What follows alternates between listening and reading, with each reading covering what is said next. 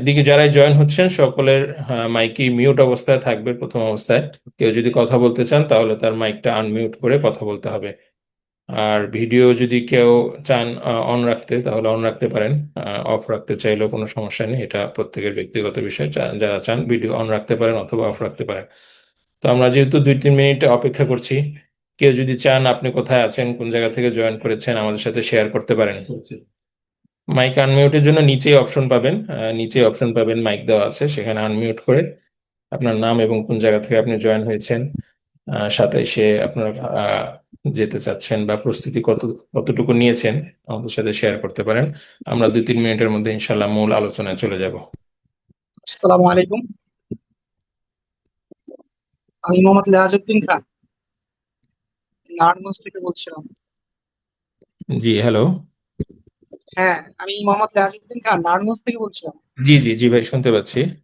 আমি গতকালকে আপনাদের এখানে গিয়েছিলাম। আমি প্রাক হ্যাঁ আচ্ছা নিবন্ধনে আচ্ছা, হ্যাঁ আপনি আমাদের অফিসে, পল্টন অফিসে এসেছিলেন। আমি জি জি লালবাগ অফিসে বসি, আমার সাথে আপনার দেখা হয়নি। আমি শুনেছি না, আপনি না, পল্টন অফিসে গিয়েছিলেন এবং আলহামদুলিল্লাহ প্রি রেজিস্ট্রেশন সম্পন্ন করেছেন। আহ, জি জি, আপনি প্রি রেজিস্ট্রেশনের মেসেজ পেয়েছেন, আশা করি মেসেজ পেয়েছেন। মেসেজটা আমি দেখি না এখনো, চেক করে নেব দেখি। আচ্ছা ঠিক আছে, দেখি আমাদেরকে আপডেট জানেন, আমরা কোনো সমস্যা হলে আরেকটা জিনিস আপনাকে আবার জানতে চাচ্ছিলাম আর কি। জি। জানতে চাচ্ছিলাম যে আমাদের টাকা কি মাসে, মানে নিবন্ধনটা ফাইনাল, যে রেজিস্ট্রেশনটা এটা কি মাসে হবে? ফাইনাল নিবন্ধন চলমান রয়েছে, আহ, এবং এটা এই শেষ শেষ সর্বোচ্চ তারিখটা আহ, সেপ্টেম্বরের 30 তারিখ পর্যন্ত এটা চলবে। কোটা থাকা সাপেক্ষে এই বিষয়ে আলোচনা হবে, আমরা নিবন্ধন নিয়ে বিস্তারিত আলোচনা করবো ইনশাল্লাহ। আর কেউ আছেন? আসসালামু আলাইকুম রহমতুল্লাহ। ওয়ালাইকুম সালাম রহমতুল্লাহ। আমি আবু সৈয়দ মোহাম্মদ সাইফুল ইসলাম, শ্যামলী, ঢাকা থেকে জি স্যার। জয়েন হয়েছে। ঢাকা শ্যামলী থেকে না? জি। আপনার সঙ্গে বোধহয় আপনি যখন মক্কায় ছিলেন কথা হয়েছিল আর কি। ও আচ্ছা আচ্ছা, ঠিক আছে আলহামদুলিল্লাহ। আমাদের প্যাকেজ গুলো পেয়েছেন কিনা, দেখেছেন কিনা? হ্যাঁ, পেয়েছি পেয়েছি, দেখেছি। আচ্ছা ঠিক আছে, কোনো প্রশ্ন থাকলে ইনশাল্লাহ আমরা পরবর্তীতে আলোচনা করব। তো এই পর্যায়ে আমাদের সামনে আলোচনা পেশ করবেন আলওয়াসি ট্রাভেলসের সম্মানিত চেয়ারম্যান সাহেব, জনাব মাওলানা আব্দুল গফফার সাহেব। উনি দীর্ঘদিন যাবৎ আলহামদুলিল্লাহ এই ট্রাভেলসের এই হাজিদের খেদমতে নিয়োজিত আছেন। প্রায় এক যুগেরও বেশি সময় ধরে, প্রায় 15 বছর ধরে আমাদের এই সেবা চলমান রয়েছে। তো আলহামদুলিল্লাহ একটা অভিজ্ঞতার বিষয় থাকে কাজের সাথে সাথে। যেহেতু একটা জটিল কাজ, লম্বা সফর, ম্যানেজমেন্টের অনেক বিষয় থাকে, এটা যে কোনো সাধারণ অন্যান্য দেশের ট্যুর ট্যুর প্যাকেজের মতো না। এই এই সিস্টেমটা যেমন এভাবে আপনার ম্যানেজমেন্টটা খুব জটিল হয়, সৌদি গভর্নমেন্টের সাথে অনেক বিষয়ে ডিল করতে হয়। তাছাড়া একটা আধ্যাত্মিক সফর, এই আধ্যাত্মিক দিকগুলো যাতে পরিপূর্ণভাবে মাসলা মাসাইল অনুযায়ী যাতে প্রত্যেকটা কাজ করা যায়, তো সবগুলো দিকে এদিকে লক্ষ্য রাখতে হয়। তো আলহামদুলিল্লাহ ওনার অভিজ্ঞতায় আলওয়াসি ট্রাভেলসের সুনাম ছড়িয়ে যাচ্ছে। তো আমরা ওনাকে ওনার সফরের যে প্ল্যান সেটা আপনাদের সামনে ইনশাআল্লাহ শেয়ার করার জন্য অনুরোধ জানাচ্ছি। এই পর্যায়ে আলোচনা পেশ করছেন আমাদের ট্রাভেলসের সম্মানিত চেয়ারম্যান সাহেব, জনাব মৌলানা আব্দুল গফফার সাহেব। আসসালামু আলাইকুম রহমতুল্লাহি ওয়া বারাকাতুহু।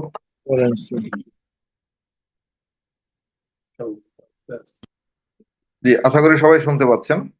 শুনতে না পেলে আনমিউট করে আমাকে একটু জানাবেন যে শোনা যাচ্ছে কিনা। আর আশা করি সবাই ভালো আছেন। আমরাও হজের সফর শেষ করে 23 তারিখে ঢাকায় এসেছি। এবং সকল হাজী সাহেবরা 27 তারিখে এসেছেন। আল্লাহ ট্রাভেলসের সাথে সর্বশেষ যে হাজী সাহেবদের গ্রুপ ছিলেন তারা 27 তারিখে ঢাকায় এসেছেন। আলহামদুলিল্লাহ আমাদের কাফেলা এবছর সবাই সুস্থতার সাথে সফরকে সম্পূর্ণ করতে পেরেছি আলহামদুলিল্লাহ।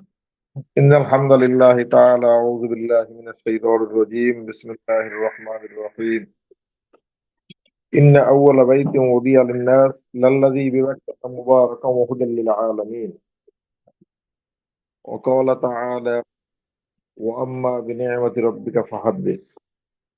আল্লাহ রাব্বুল আলামিনের দরবারে লাখো শুকরিয়া যে মহান রব্বুল আলামিন দুনিয়ার সমস্ত ফিতনা ফাসাদ থেকে আমাদেরকে মুক্ত রেখে একটি ফরজ ইবাদত আল্লাহ রাব্বুল আলামিনের পক্ষ থেকে আমাদের উপর অর্পিত অন্যতম ইবাদত হজ।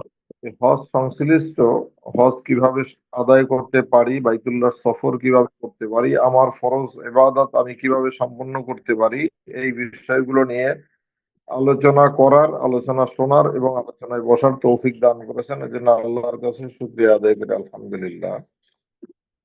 আল্লাহ রাব্বুল আলামিন আমাদেরকে, আমরা যারা হজের নিয়ত করেছি ভবিষ্যতে হজে যাব, তাদেরকে হজ্জে মাবরুর নসিব করুন। এবং যারা ইতিপূর্বে হজ আদায় করেছি তাদেরকে আল্লাহ রাব্বুল আলামিন বারে বারে হজ করার তৌফিক দান করুন। এই দোয়া আমরা সকলেই সবার জন্য করব, সমস্ত মুমিন মুসলমানদের জন্য এই দোয়া করব ইনশাআল্লাহ। তো আল্লাহ রাব্বুল আলামিন কোরআনে পাকের ভিতরে বলেন যে আমি দুনিয়ার ভিতরে সর্বপ্রথম যে ঘর নির্মাণ করেছি সেটা হলো এই কাবা ঘর। এই কাবা ঘরকে নির্মাণ করেছি আমি মানুষের হেদায়েতের জন্য। তো আমরাও আমাদের ভুল ত্রুটি জন্য ক্ষমা চেয়ে আল্লাহ রাব্বুল আলামিনের কাছে নিজেকে আত্মসমর্পণ করে আরাফার ময়দানে গিয়ে আল্লাহ রাব্বুল আলামিনের নৈকট্য লাভ করে রাসূল করিম সাল্লাল্লাহু আলাইহি ওয়াসাল্লামের ঘোষণা অনুযায়ী সদ্য ভূমিষ্ঠ মায়ের পেট থেকে যে বাচ্চা আসে তার মতো নিষ্পাপ হতে চাই। আল্লাহ রাব্বুল আলামিন সে ব্যাপারে আমাদের সকলকে কবুল করেন। বলছিলাম যে আমরা হজ তো করতে চাই, হজের জন্য আমাদের ভিতরে এক ধরনের ভীতি কাজ করে যে আমরা যে হজ আদায় করব, হজ তো ইচ্ছা করলেই একটা টিকিট কেটে যে কোনো জায়গায় যেমন চলে যাই, এইভাবে চলে যাওয়া যায় না। এই সুযোগটা আমাদের কাছে নাই। আমাদের যেহেতু এই হজ করার জন্য নির্দিষ্ট ফর্মালিটিস মেনটেন করতে হয়, এখানে বাংলাদেশ থেকে যেতে হলে নির্দিষ্ট কিছু পদ্ধতি অবলম্বন করতে হয় এবং সৌদি আরবে ঢুকতে হলে ওখানের কিছু নিজস্ব গভর্নমেন্টের পদ্ধতি আছে, সেই পদ্ধতিগুলো অনুসরণ করতে হয়। সেই অনুসরণগুলো করতে গিয়ে আমরা স্বতন্ত্রভাবে এখনো পর্যন্ত বাংলাদেশের হাজী সাহেবরা হজ করতে পারেন না এককভাবে, যেটা অন্যান্য অনেক দেশ গত 2-3 বছর করোনার পরের থেকে চালু হয়েছে। ইউরোপ এবং আমেরিকার হাজী সাহেবরা, অস্ট্রেলিয়ার হাজী সাহেবরা, এ ধরনের উন্নত দেশ যেগুলো, তার ওই সমস্ত হাজী সাহেবদের জন্য যেমন এককভাবে হজ আদায় করার পথ উন্মুক্ত হয়েছে, আমাদের দেশে এখনো এই পথ উন্মুক্ত হয়নি। অতএব একটা এজেন্সির মাধ্যমে অথবা সরকারের মাধ্যমে বাংলাদেশে প্রচলিত দুইটা পদ্ধতি আছে। হয় সরকারিভাবে আমরা হজে যেতে পারবো সরকারি পদ্ধতি অবলম্বন করে, অথবা বেসরকারিভাবে আমরা হজে যেতে পারবো বেসরকারি এজেন্সির মাধ্যমে। এই দুই পদ্ধতির যার কাছে যেটা সুইটেবল মনে হয় সে ওইভাবে যাবে। যেহেতু আমরা বেসরকারি এজেন্সি, সেই হিসাবে বেসরকারি এজেন্সির সাথে কিভাবে হজ আদায় করা যায় এটা নিয়েই আমি মূলত কথা বলবো। বাকি সরকারের সাথে কিভাবে হজ আদায় করা যায় তারও একটা ধারণা আমি আপনাদেরকে দেওয়ার চেষ্টা করব। সরকারি ভাবে যদি কেউ হজ আদায় সরকারের সাথে সরকারের সহযোগিতা নিয়ে কেউ যদি হজ আদায় করতে চান, তাহলে ইসলামিক ফাউন্ডেশনের যে অফিসগুলো আছে অথবা যে কোনো পৌরসভা, সিটি কর্পোরেশনের যে অফিসগুলো আছে, এখানে গিয়ে আপনি নিবন্ধন সম্পন্ন করতে পারেন। কিন্তু সরকারি সিস্টেমটা হলো এমন যে এখানে আপনি একবার নিবন্ধন করলে এখান থেকে বেরোয় আসার খুব একটা সুযোগ নাই। এটা খুব জটিল process। সরকারের মানে এর ভিতরে নেটওয়ার্কের ভিতরে চলে গেলে এখান থেকে বের হয়ে এর থেকে বেটার কোনো অপশন থাকলেও আমার যাওয়ার আর কোনো পথ নাই। আমি ওই টাকার মায়া ছেড়ে দিয়েও যদি যেতে চাই তাহলেও সেই সুযোগ আমার আর নাই, কেন আমার এনআইডি ব্লক হয়ে যায়, ওখানে আমার পাসপোর্ট ব্লক হয়ে যায়। তো ওই পাসপোর্ট ওই এনআইডি দিয়ে আর অন্য জায়গায় নিবন্ধন করা বা বেসরকারি যাওয়ার আর কোনো সুযোগ নেই। বেসরকারি যদি আমরা যেতে চাই সেক্ষেত্রে আমরা যদি কোনো এজেন্সির মাধ্যমে নিবন্ধন করেও থাকি, কোনো কারণে যদি মনে হয়, হতেই পারে যে আমি যখন নিবন্ধন করেছি তখন আমার কাছে মনে হয়েছিল আমিই যাচ্ছি, পরে আলোচনা করতে করতে দেখলাম যে আমার বেশ কিছু আত্মীয় স্বজন অন্য জায়গা দিয়ে যাচ্ছে, তো আমি যদি তাদের সাথে যাই তাহলে আমার একটু আরাম হবে, একটু শান্তি হবে, বা একটু মনে একটু জোর পাওয়া যাবে, শক্তি আসবে, তো সাহস হয়। এই ইত্যাদি ইত্যাদি কারণে আমি যদি এই এজেন্সিতে নাও যেতে চাই তাহলে এজেন্সি মালিককে বললে হবে যে ভাই আমি আপনার এখানে নিবন্ধন করেছিলাম যাওয়ার জন্যই, তো আমার মনে হচ্ছে আমার জন্য বেটার হলো ওই এজেন্সিতে যাওয়া, কারণ ওখানে আমার আত্মীয় স্বজন বন্ধু বান্ধব বেশি যাচ্ছে, আমি ওখান থেকে যেতে চাই। তো আশা করি যে এজেন্সি মালিক আপনাকে আটকাবে না, সে শুধুমাত্র তার সিস্টেমে ঢুকে 2 মিনিটের কাজ সে ট্রান্সফার করে ওই এজেন্সিতে পাঠিয়ে দিবে, আপনি ওই এজেন্সি থেকে যেতে পারবেন। আপনার এখানে জমাকৃত যে টাকা 30,000 টাকা এটা অটো চলে যাবে। আর যদি বাড়তি কোনো টাকা জমা দেওয়া থাকে তাহলে সেটা আপনাকে অফিস থেকে অন্য কোনো ভাবে নিতে হবে।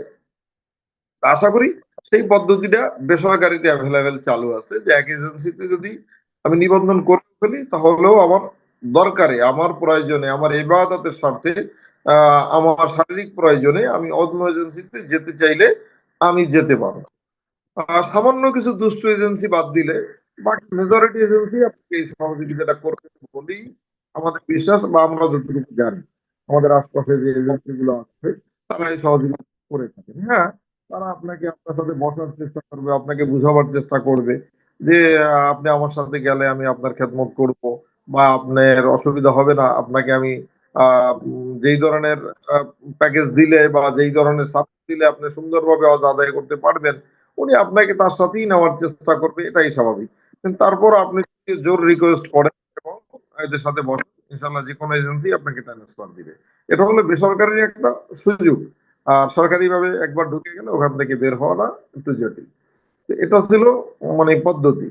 আসলে আমরা যদি হজের নিয়ত করি তাহলে বেসরকারি ভাবে যেতে চাইলে আমার সর্বপ্রথম যে কাজটা সেটা হলো আমাকে একটা ভালো এজেন্সি নির্বাচন করতে। আমি ভালো এজেন্সি নির্বাচন করব কিভাবে? আমি বুঝবো টিভিতে যত নিউজ দেখি, অনলাইনে যত নিউজ দেখি যে 50 জন সাহেবের টাকা নিয়ে অমুক এজেন্সি লাপাত্তা, তো অমুক গ্রুপ লিডারের খবর নাই। তো এই ভীতির কারণে অনেকে বেশ অসহায়ত্ব ভোগ করে। হ্যাঁ, মানে আসলে হজে যাওয়াটা তাদের জন্য এক যন্ত্রণার মনে হয়, কঠিন মনে হয়। এই জন্য আমাদের কিছু পরামর্শ থাকবে যে আপনি আসলে কিভাবে একটা ভালো এজেন্সি নির্বাচন করবেন। অবশ্যই এজেন্সিটা নির্বাচন করার ক্ষেত্রে তারা ইতিপূর্বে যে কাজগুলো করছে, এরকম কোন হাজী সাহেবদের রিপোর্ট যদি আমার সামনে থাকে বা তাদের সাথে পরিচয় থাকে তাহলে ভালো হবে যে তাদের সাথে একটু কথা বলে নেওয়া। এটা একটা, তাদের 2-3 বছর বা 5 বছরের পিছনে হিস্ট্রি দেখা, তারা যাদেরকে হজ করিয়েছে এরকম 2-4 জনার সাথে যদি কন্ট্যাক্ট করা যায় বা হিস্ট্রিটা দেখলেও বোঝা যায় তারা কিভাবে ইতিপূর্বে হজ পরিচালনার ক্ষেত্রে তারা কি পদ্ধতি অবলম্বন করছে, তাদের হাজী সাহেবরা কোথায় ছিল, কেমন ছিল, বা তাদের যদি কোন পেজ থাকে সেখানে আসলে রিভিউ বা আদার্স কিভাবে আছে, হাজী সাহেবরা কি বলে এদের সম্পর্কে। ওই হাজী সাহেব যারা রিভিউ দেয় তাদের মেইল অ্যাড্রেস থাকে, সেখানে নক করা যায়। সর্বোপরি ভালো এজেন্সি নির্বাচন করার ক্ষেত্রে তাদের অতীত কাজের কিছু অভিজ্ঞতা নেওয়ার চেষ্টা করা। আর সবচেয়ে গুরুত্বপূর্ণ যেটা বাংলাদেশে হাজী সাহেবরা করতে চান না সেটা হলো তিনি হয়তো মধ্যসত্ত্ব কোনো একজন ব্যক্তিকে, হতে পারে আমার মহল্লার ইমাম সাহেব অথবা আমার পরিচিত কোনো একজন ব্যক্তি, কিছু মানুষ হজে নিয়ে যায় প্রতি বছর, তার সাথে আমরা কন্ট্যাক্ট করি। কিন্তু মূল যে এজেন্সি, এই এজেন্সির অফিসে আমরা যাওয়ার জন্য মোটেই আগ্রহী থাকি না, খোঁজারও চেষ্টা করি না যে এই যেই এজেন্সিতে আমি নিবন্ধন করলাম এই এজেন্সিটার অফিস বা তার সে বসে কোথায়। এই জন্য নির্বাচন করার সময় অবশ্যই এজেন্সির সাথে একবার বসবেন, এটা হলো হাজী সাহেবদের একদম প্রাথমিক। খুব বারে বারে বসার দরকার নাই, অন্তত প্রথমে একবার বসা, মাঝে মাঝে একটু যোগাযোগ রাখা, এবং আপনি যে প্যাকেজটা এজেন্সি থেকে গ্রহণ করছেন ওনার প্যাডে ওই প্যাকেজটা সম্পূর্ণ সিগনেচার নেওয়া, যে আপনার জন্য কি ধরনের প্যাকেজের ডিজাইনের কথা বলছে, আপনাকে কি কি সার্ভিস দিবে, মক্কায় কতটুকু দূরত্বে হোটেল দিবে, সরি মদিনাতে কতটুকু দূরত্বে হোটেল দিবে, মিনায় কি সার্ভিস দিবে, আরাফায় কি সার্ভিস দিবে, ক্রাইসিস মুহূর্তগুলো তার মানে ট্যাকেল দেওয়ার তার পলিসি কি, 10 তারিখ 11 তারিখ হাজী সাহেবদের জন্য কঠিন সময়, এই সময়গুলো সে পাথর মারার পলিসি কিভাবে অবলম্বন করবে, এই তার থেকে পুরো বিষয়টা শোনা এবং তার প্যাডে এটা লিখিত। কোনো হাজী সাহেব যদি শারীরিকভাবে দুর্বল থাকেন, অসুস্থ থাকেন, তার যদি হুইল চেয়ারের দরকার থাকে ইত্যাদি বিষয়ে সম্পূর্ণ খোলামেলা কথা বলে তার থেকে লিখিত নিয়ে নেওয়া, এটা হলো প্রথম কাজ। এই লিখিত একটা কপি এজেন্সির ফাইলের ভিতরে থাকবে, একটা আপনাকে দিয়ে দেবে, আপনি মোবাইলে রাখতে পারেন।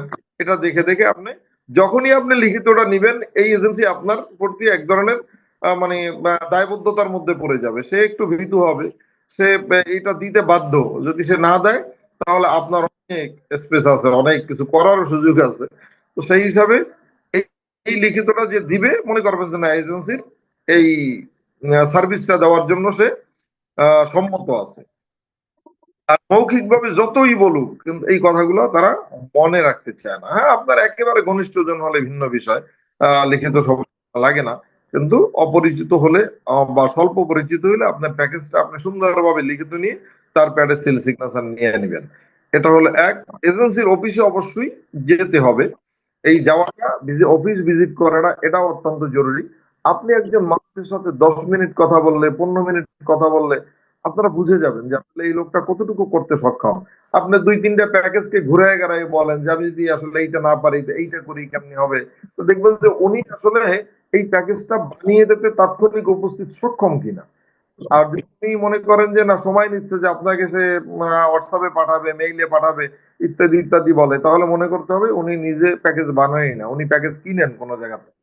তো উনি যার থেকে কিনবে তার থেকে উনি প্যাকেজ আনবে, তারপরে সেখান থেকে উনি ওনার মার্জিন ধরবে, তারপর আপনাকে দিবে। যিনি কাজ করেন তিনি মাঠের সব অবস্থা জানেন, তিনি সৌদি সমস্ত মোয়াল্লেমদের সাথে তার কানেক্ট থাকার কথা, সেই হিসাবে তিনি এই কোথায় কি খরচ হবে ইত্যাদি জানবে, বা কোথায় কোন খরচটা এখনো আসে না এটাও উনি জানবে। আপনার সাথে খুব খোলামেলা আলাপ করে আপনাকে একটা প্যাকেজ আইডিয়া আপনাকে তাৎক্ষণিক দিতে পারবে, যে ধরনের প্যাকেজই হোক। এটা একটা ভালো এজেন্সি বা যারা মাঠে কাজ করে, সৌদি আরবের সিস্টেমে কাজ করে, তাদের এই সক্ষমতা আছে, তারা এগুলো জানে। এই হিসাবে এটা একটা বিষয়।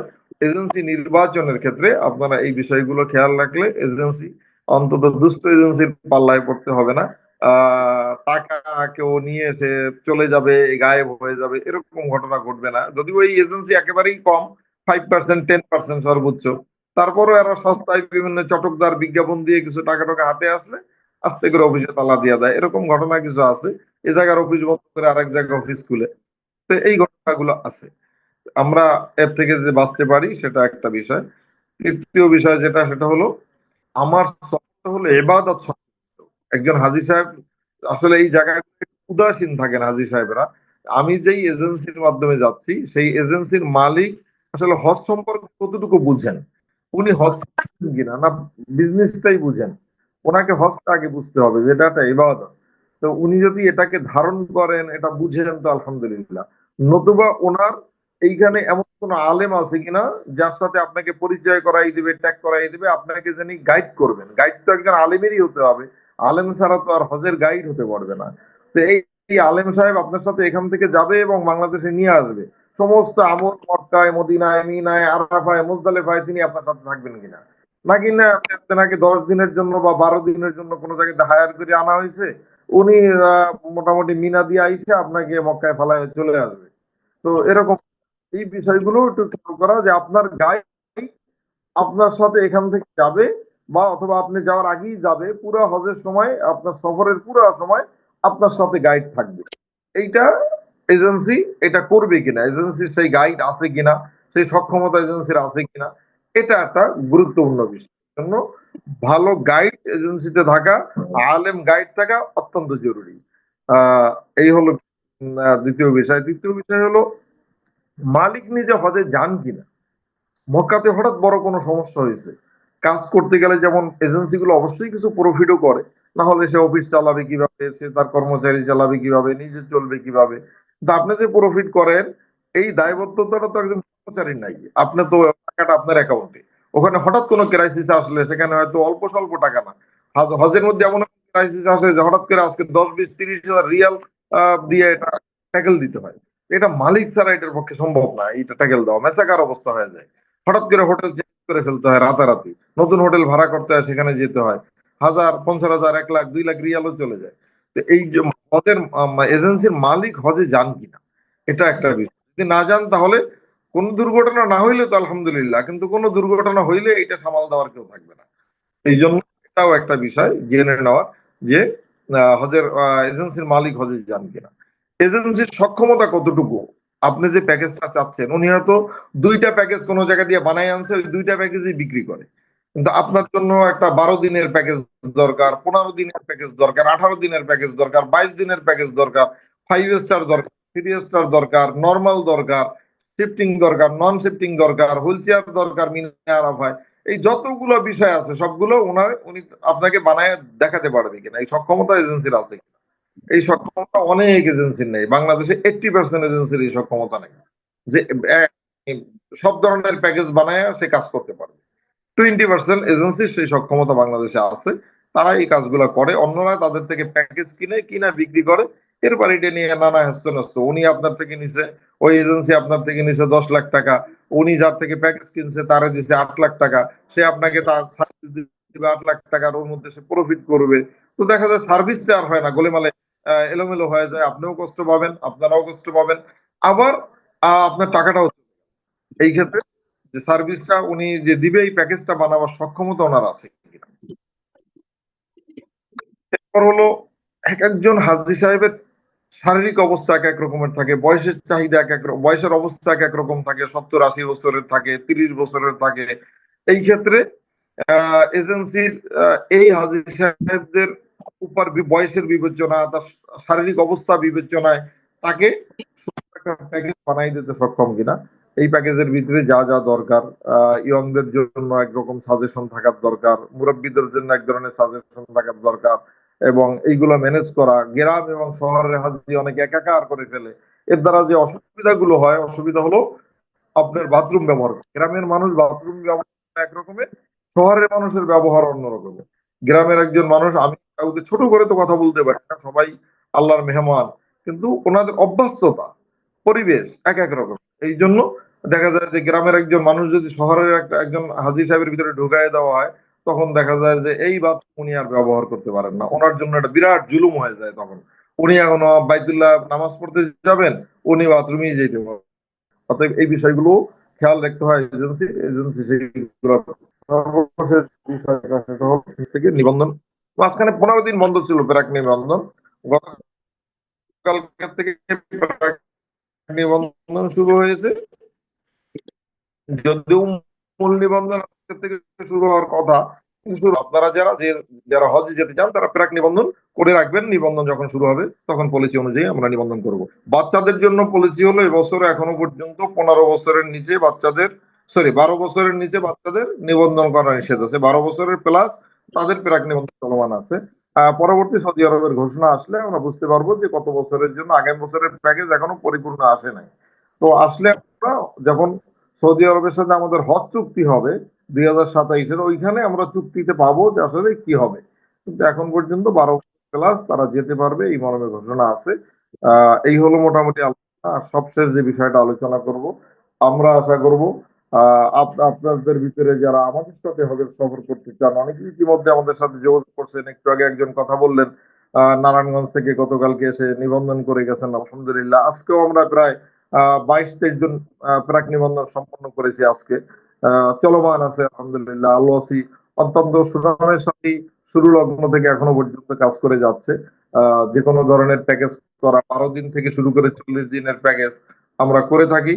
আমরা যে কোনো শর্ট প্যাকেজ 12 দিন, 15 দিন, 20 দিন, 25 দিন, যে কোনো ধরনের প্যাকেজ আমরা করে থাকি। আমাদের নির্দিষ্ট আহ 4টা প্যাকেজ নির্দিষ্ট আছে, এর আবার শর্ট আর লং মিলায় 8টা প্যাকেজ। যদি কেউ শর্ট যেতে চায় যেতে পারবে। একটা ইকোনমি প্যাকেজ, একটা সিলভার প্যাকেজ, একটা গোল্ডেন প্যাকেজ, আর একটা হলো প্লাটিনাম প্যাকেজ, আর একটা নন শিফটিং একটা প্যাকেজ আছে, স্পেশাল প্যাকেজ। এই 5টা প্যাকেজেরই আমাদের শর্ট এবং লং দুইটাই আছে, যে কোনো যেতে পারবে। আর আমাদের সাথে কেন যাবেন, আলহামদুলিল্লাহ আমি শুরু থেকেই একটা নীতি অবলম্বন করি যে আমাদের কোনো গাইড মুফতি সাহেব ছাড়া থাকতে। একজন হাজী সাহেবের হঠাৎ করে একটা সমস্যা আসে, উনি পরে এই মশলাটা বুঝলে কোনো লাভ নাই। উনি তফ করতেছেন, আমি বলি একটু আপনারা শুনবেন যে আপনি তফ করতেছেন, তফের ভিতরে হঠাৎ করে দেখলেন আপনার পা দিয়ে রক্ত পড়ছে। কারণ তফ যেখানে আমরা তফ করি, এই পায়ের নিচে অনেক সময় বোতল পড়ে থাকে, অনেকে পানি দিয়ে বোতল ফালায়, অনেকের হাতের ছাতি ভেঙে পড়ে যায় চাপের মধ্যে, ইত্যাদি ইত্যাদি। এগুলো দিয়ে গুতা লাগে, অনেকের পা কাটে, নানাবিধ হয়, মানে ছোটখাটো অ্যাক্সিডেন্ট হয়। তো দেখা গেল যে একজনে অনেকক্ষণ পরে দেখতেছে ওনার পা কেটে রক্ত পড়তেছে। রক্ত পড়লে ওনার অজু চলে গেছে, ওনার অজু চলে গেছে, এইটা উনি অনুভব বলতে পারতেছেন না। এই মুহূর্তে ওনার উপরে মাসলা কি, উনি কি করবে? উনি কি অজু করে এসে আবার পুরা তওয়াফ করবে, নাকি যেখানে উনি এখন দেখছেন এখান থেকে শুরু করবেন? এই ধরনের নানাবিধ মা বোনদের বিভিন্ন মাসালা আছে। হ্যাঁ, এইগুলো। এরপর হলো একজনে দেখলো যে তার এহরামের কাপড় খারাপ হয়ে গেছে কোনো কারণে, কিন্তু কখন খারাপ হয়ে জানতে পারে নাই। তো এই বিষয়গুলো হঠাৎ হঠাৎ বিভিন্ন জরুরি মাস সামনে চলে আসে, তখন ওই ফোনে অমুকের থেকে মাছ নেওয়ার মতো সময় নেই। আমার যে গ্রুপ, যদিও সরকার বলে আমাদেরকে 45 জন হাজির জন্য একজন গাইড দিতে, কিন্তু আল-ওয়াসি ট্রাভেলস আলহামদুলিল্লাহ আমরা 30 জন হাজি সাহেবের জন্য একজন আলেম গাইড দিয়ে থাকি, কারণ এর চেয়ে বেশি আসলে কন্ট্রোল করা কঠিন। 30 জনের জন্য ম্যানেজ করাটা সহজ। তারা ওইভাবে অনেক সময় 60 জন মিলে 2 জনে চালায়, একাত্র হয়ে যায় আমরা অনেক অনেক জায়গায় হোটেল মোটেলে। আবার যখন ছোট গ্রুপ গুলো চালাই তখন 30 জনের হিসাব করে আমরা গাইড নির্বাচন করি। তো এইভাবে কার্যক্রম গুলো চলমান আছে। আমাদের সাথে হজ করেছেন এরকম হয়তো 2-1 জন আমাদের এই গ্রুপে পাওয়া যাবে, একাধিকবার হজ করেছেন এরকম কেউ আছেন কিনা জানি না। আমি একজনকে দেখছিলাম গ্রুপে, আমাদের শাহরিয়ার ভাই, তিনি হয়তো ছিলেন, বসুন্ধরায় থাকেন। ওনাকে নিয়ে, ওনার ওয়াইফকে নিয়ে আমাদের সাথে হজ আসসালামু করছেন। আলাইকুম ভাই, আমি এখনো আছি। আলহামদুলিল্লাহ, জি। আমি শুরুতে দেখছি আপনি ছিলেন, একবার খেয়াল করে নেই। তো শাহরিয়ার সাথে হজ করছেন, তার আম্মাকে নিয়ে একবার করছেন এবং তার ওয়াইফকে নিয়ে একবার করছেন। আপনি কি একেবারে 1 মিনিটে আপনার কোনো বিষয় শুনতে চাই? না, আপনাদের ম্যানেজমেন্টটা সবসময় খুব ভালো, সেই জন্য আপনাদের সাথে 2বার হজ করার সুযোগ করছে আল্লাহ তাআলা। তো আলহামদুলিল্লাহ খুবই পছন্দ হয়েছে সবকিছু, এবং যেভাবে কাস্টমাইজ আপনারা করতে পারেন সেই কাস্টমাইজেশনটাই অ্যাকচুয়ালি আপনাদের দিকে আমাকে অ্যাট্রাক্ট করছে। যে কারণ এক একজনের রিকোয়ারমেন্ট এক এক রকম থাকে, সময়ের রিকোয়ারমেন্ট বা সুবিধার রিকোয়ারমেন্ট, তো সেই অনুসারে কাস্টমাইজ করতে পারাটা ইটস মানে এটা সবসময় সম্ভব হয় না সব এজেন্সির পক্ষে। তো সেই জন্য আমি আপনাদের সাথে আবারও যাওয়া পছন্দ করবো আর কি। Thank you. করে মূল্যায়ন ভালো লাগলো। তো বাস্তবতা এটাই, আমি এটাই বোঝাতে চাইছিলাম যে আহ, আমরা আপনার কথা শুনতে পাবো। এক একজন হাজি সাহেবের চাহিদা এক এক রকমের হতে পারে। আপনি হয়তো লম্বা প্যাকেজ হিসাব করে গেছিলেন 40 দিনের, হঠাৎ করে আপনার প্রয়োজন হয়েছে হজের পরে আপনি দেশে চলে আসবেন, তখন আপনার জন্য বাকি আমলগুলো সম্পূর্ণ করে আপনাকে ফ্লাইট করাইয়া দেওয়া এটা এজেন্সির দায়িত্ব। কারণ আপনি তো আরেকবার যেতে পারবেন না, ইত্যাদি ইত্যাদি বিষয়গুলো থাকে। এজেন্সির দায়িত্ব হলো এই মদিনায় নিয়ে যাওয়া, রসুলের রওজায় সালাম দেওয়া, সেখানে প্রতিটি সময় আপনি থাকলে আপনি আরামদায়ক ভাবে আপনি কাজটা সম্পন্ন করতে পারবেন, আবার আপনি ফ্লাইটটা কিভাবে করতে পারবেন ইত্যাদি ইত্যাদি বিষয়গুলো, এবং মোয়াল্লেম অফিস থেকে পাসপোর্টটা এনে আপনার হাতে পৌঁছাইয়ে দেয়া, আপনি যখনই যেতে চান তখনই যেন যেতে পারেন এই ব্যবস্থা করা। এই চেষ্টাটা আলহামদুলিল্লাহ আমরা বরাবরই করে থাকি, এখনো পর্যন্ত সক্ষম। সৌদি আরবের পাড়ের সাথে আমাদের সম্পর্ক অত্যন্ত চমৎকার, যার কারণে আমরা পাসপোর্ট উঠাই ফেলতে পারি ইত্যাদি ইত্যাদি কাজগুলো আমাদের জন্য সুবিধা হয়। আশা করি ভবিষ্যতেও পারবো, আল্লাহই ভালো জানে ভবিষ্যতের কথা। আশা করি ভবিষ্যতে এর থেকেও ভালো সার্ভিস ভবিষ্যতে হবে। এবং এবছর যারা আমাদের সাথে ছিলেন, অতীতের যে কোনো সময় চেয়ে এবছরের আমাদের সার্ভিস অত্যন্ত ভালো ছিল। মিনায় আমরা অটোমেটিক্যালি যেটা পেয়ে গেছিলাম, সোফা কাম বেড পেয়েছি, ভিতরে স্পিড পেয়েছি। আপনারা সবাই জানেন, যারা শাহরিয়ার মোর্শেদ ভাই হজ করছেন, আপনি জানেন মিনায় কোনো সময় এসি পাওয়া যায় না, এখানে থাকে ওই উপরের বাতাস দেওয়া, ওই ওগুলার এয়ার কুলার বলে, শোষো বাতাস দিয়ে মাথার উপর দিয়ে ঠান্ডা থাকে, কিন্তু এয়ার কুলার। কিন্তু এবছর একেবারে আমাদের স্পিড এসি ছিল আমাদের তাঁবুর ভিতরে, এবং তাঁবুর পার্টিশন গুলো কাপড়ের ছিল না, এগুলো একদম বোর্ডের ছিল। আমরা ভবিষ্যতে কন্টিনিউ করার চেষ্টা করব ইনশাআল্লাহ, যাতে সার্ভিস থেকে লো করতে চান আমরা আরো ভালো যাতে করতে পারি, সেই চেষ্টাটা অব্যাহত থাকবে ইনশাআল্লাহ। এবং আপনারা আশা করি আল্লাহ ওসির সাথে গেলে নিরাপদে সুন্দরভাবে হজ আদায় করতে পারবেন, আমি আশা করি। তো এই পর্যায়ে আমি আশা করব যে আমাদের যে মুফতি আব্দুল্লাহ ফরহাদ সাহেব আছেন আমাদের সাথে হজের অন্যতম গাইড হিসেবে থাকেন, ভিআইপি তাবুতে যিনি গাইড করে থাকেন, এবং ভিআইপি তাবুর গাইড হিসেবে তিনি ছিলেন। আমি ডি প্লাস ক্যাটাগরিতে ছিলাম। আব্দুল্লাহ ফরহাদ সাহেব তার আলোচনা করবেন, আমরা প্রশ্ন উত্তর করবো। আসসালামু আলাইকুম। ওয়ালাইকুম আসসালাম ওয়া রাহমাতুল্লাহ। ভাই, আমার একটা প্রশ্ন ছিল, শুনতে পাচ্ছেন? জি বলেন বলেন। জি শুনতে পাচ্ছি, বলেন।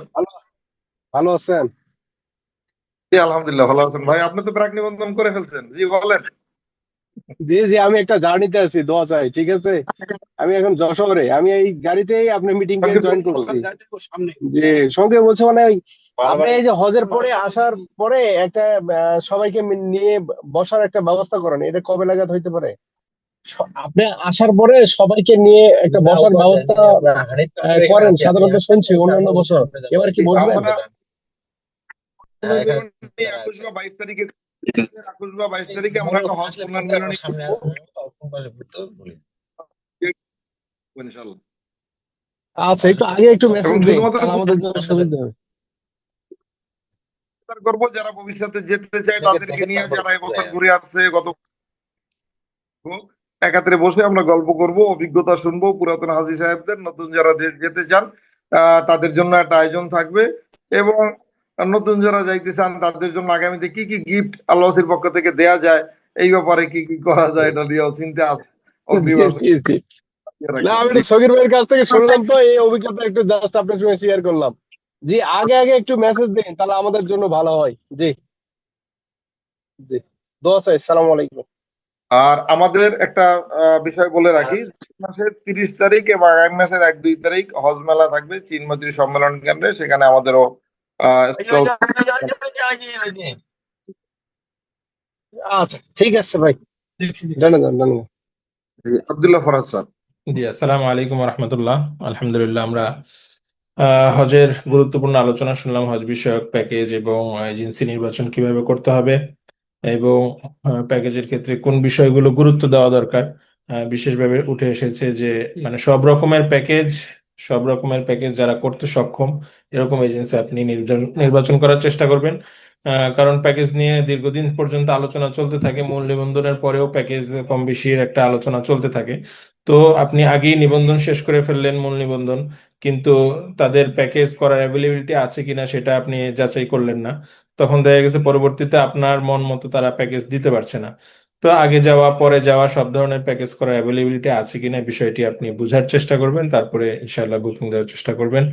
তো আমি সংক্ষেপে, যেহেতু এই আলোচনার মূল অংশটাই হচ্ছে প্রশ্ন উত্তর পর্ব, তো আমরা সেখানে বেশি সময় দেওয়ার চেষ্টা করব। আমি সংক্ষেপে 5-7 মিনিটের মধ্যে 2-3টা বিষয় ইনশাআল্লাহ আলোচনা করব।